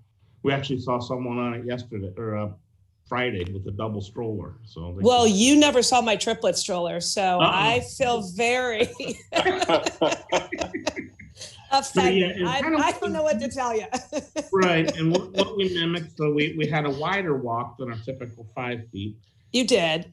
What we mimicked was out on 55th Street, east of Market, the 10-foot walk that they have out there, out from Market to Gervasi's. Yeah, I saw that. Yeah, the telephone poles and mailboxes are all right in the middle of theirs too. So They are. They just weren't as bad, and so I just wondered, and I figured it was an easement, but I had to ask because it was a right-of-way issue.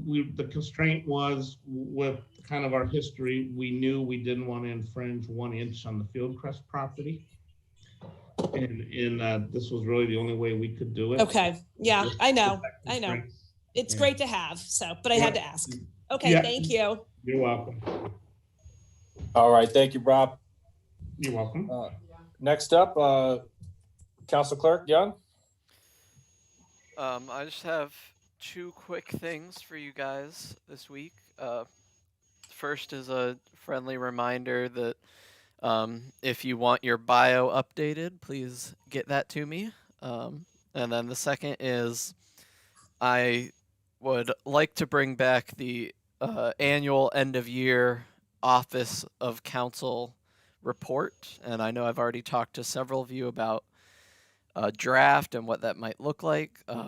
So if any of you have ideas of things you would like included in that annual report of what the Office of Council did each year, please feel free to reach out and let me know. Okay. All right, good stuff. Thank you, Ben. All right, next up, council reports. Member Fultz.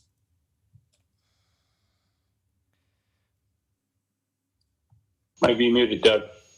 Yeah. I'm sorry. Thank you. Yeah, I appreciate everybody's work on the budget. That's what we're here for, to ask questions, dialogue, discussion. That's the way it should work. And I think in some ways we kind of did a good review, knowing that we're looking for more information in the future. And I know it's a work in progress, but I think it's a wonderful tool for the future, as Gina indicated. So I want to thank everybody on that. And looking forward to making some adjustments in 2 weeks, getting some more answers and looking for some other capital money, or at least I want to put it. So I think this isn't anything new to the process. We discussed this, whether it's December or January, and try to modify it to everyone's expectations. So I just want to thank everybody for that. That's all. Yeah, thank you, Doug. And I'd like to echo your comments as well. Thanks to everyone for their work on the budget and this new format. I think as we move forward it's only going to get better. And, a very spirited debate, and hopefully we, after next week in committee, we'll have some more answers and better footing to make a decision on. So, okay, moving on. Member Warren.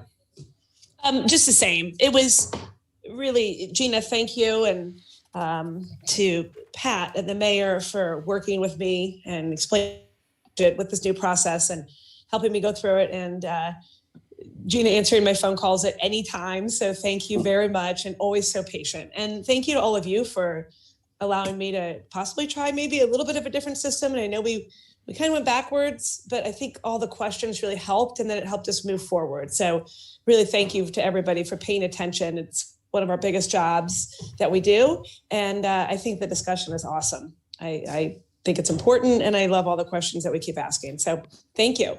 And thanks for all the work. Rob on East Hill, we are patiently waiting, but we know it's going to be great when it's done. Thank you. All right. Thanks, Steph. Member Revolt. Ditto. Outstanding. Perfect. Member Soretta. Kind of the same thing here. Gina, great job. She answered all our questions. She got back to me over the weekend. She didn't need to do that, but good stuff. I know this will evolve. Thanks, Steph, for taking us through it. It's a big endeavor the first time we go through anything, especially with all our different way of things working. Also, Rob, great job, Rob. We're getting through some of the major things that we had this year, and as the weather gets kind of going the other way here, hopefully we can finish those things strong.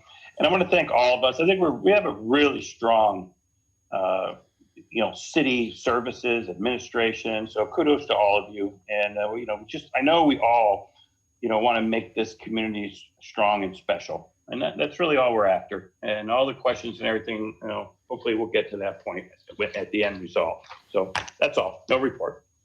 All right. Thank you, Mark. Member Stroya. All right. Hey, I wanted to say thank you to Christina for speaking in favor of the DORA, and thanks for all that you do for the community. Welcome, Janine. It's very cool to have somebody that local and with ties to the community working there. So look forward to seeing her. Thanks for anybody involved in putting the budget together. I love the new OpenGov format. I'm really excited to see its potential, and I love its transparency too. So things like that, those type of reports, I was joking with Stephanie, but I would love to see my clients put together something like this for me to work on. It's phenomenal. So that's greatly appreciated. And then just want to say buy and support local, and that's it. All right. Thank you, Matt. All right. Final call for new business to council. I think you forgot somebody. Oh, who did I forget? Fonte. Oh, Mayor. Fonte? No, we didn't. No, we didn't. Okay. I want to give him a second chance. Did I forget Dom? I'm sorry, Dom. Dom say ditto? He's on mute, isn't he? No, that was Dominic. I mean, that was Daryl. That was Daryl. Remember Fonte? He's there. He's on mute. Patiently waiting for him. Okay, guys, smarty There we pants. go. I'm sorry, Dom. Hey, so that's all right. I can take it. I get abused enough. Hey, listen, thanks everybody for the spirited debate, and Gina and administration, mayor, and of course the council members. Thanks again, and everybody that's involved. We appreciate all your hard work. And the final thing is, really, guys and ladies, don't forget to fall back Saturday night. Get an extra hour sleep. I'll catch up with you next week. What do you say? I'll be up at 3. Oh, geez. It was certainly worth the wait, Dom. Nice job. Yeah. Thank you. Okay, now, thank you, Mayor, for the heads up on that one. Now, final call to council for new business. And I guess I will chime in here. I want to add a committee meeting on November 9th prior to the regular council meeting, Community Economic Development. So do I need a motion for that? Yeah. Do you have other changes as well you want to reflect? Oh, in the yeah. December You're right, calendar? thank you. And November 30th, the committee of the whole scheduled for the 30th, that will be canceled. And that is it for the month of November. All right. Changes. I'll move the council adopt on its calendar a November 9th committee of the whole to precede the regular council meeting, and the calendar reflect the cancellation of the November 30th, 2020 committee of the whole. All right. We have a second? Both seconds. All in favor, say aye. Aye. Opposed? All right. Motion carries. At this time, I want to motion. Do I have to motion to add an executive session? No, I think we No, as a member of council, you have the right to introduce additional business. Yeah. All right. So the other call for new business, we need to add an executive session. And this executive session will be for the sole purpose of considering the purchase of property for public purposes. I move we adjourn into an executive session to discuss the acquisition of property, and we do so by roll call vote. Stroya seconds. All right. Ben, please call the roll. Member Stroya? Yes. Member Soretta? Yes. Member Revolt? Yes. Member Fonte? Yes. Member Warren? Yes. Member Peters? Yes. And Member Foltz? Yes. 7-4-0 against. All right. Thank you. And Ben, will you please add Patrick, Gina, and Mayor to this executive session?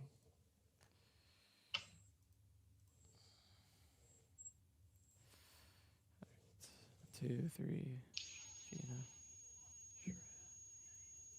All right, you said Patrick, Gina, and the mayor? Yeah. Yes. Okay, 1, 2, 3, 4, 5, 6, 7, 8, 9, 10. All right. The executive session breakout room is open for everyone on the stream.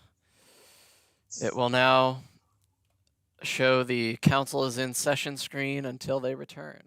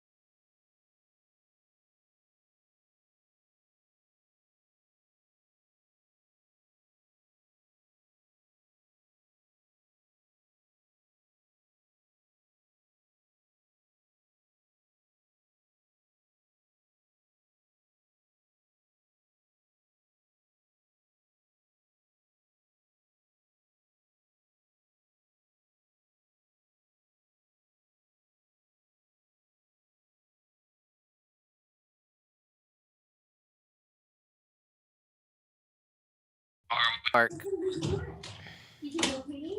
Would they stop at the restroom on the way out? We probably wanted some of that special ice.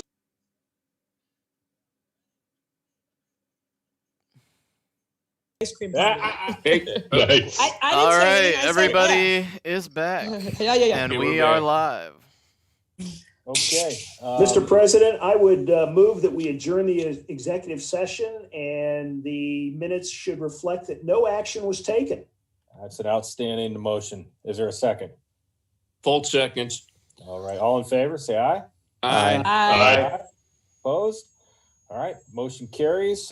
Final meeting calendar, next Monday, November 2nd, no meeting. In deference to the election. November 9th, we have the addition of the committee meeting prior to the regular council. Then committee of the whole on the 16th, and a regular council meeting on the 23rd. December 1st. I'm sorry, Jeff? December. Yes, sir. Just looking at your schedule, just throwing it out since you guys are, if you're going back to committee on the budget, I assume that's going to be on the 9th? Mhm. That is correct. Okay, and do you want then the next time you deal with that to be the 23rd? The second reading? Mm-hmm. Yes. Do you, or what about the 16th? If we can do it the 16th and then come back the 1st of December and pass it. No, Typically, you First, don't- not the 1st, but I was That's the looking at the organization. calendar and you got December 7th, then. as a What's- final. Gina, what do you think, Gina? Well, Ben, correct me if I'm wrong, but I believe it's 34 days after third reading. So I think it needs to be third reading on the 23rd without an emergency, November 23rd for third reading. Is that right, Ben? No. We've passed them in December before. Yeah, but you got, So it's not on an emergency, and it won't, then it's 30 days after the mayor's signature. That would take you Well, past the first of the year. Have we not You used could stick the down an emergency emergency clause? clause. We could put the emergency clause in the last reading if we had to. Yeah. We've done that. Gina, you okay with that? Oh, it's absolutely fine with me, whatever council's Very comfortable good. with. There you go. Thank There you. you are. So second on the 23rd and third reading on December 7th. 7th's correct. Pearl Perfect. Harbor Day. Oh, Okay. All right, All right, is that it? we're all set. Yep. Motion to adjourn. Motion so to- moved. Second by Second. Foltz. All in favor, say aye. Aye. Opposed? Aye. We are adjourned. We got Good a night, lot done. Thanks, Bye. everybody.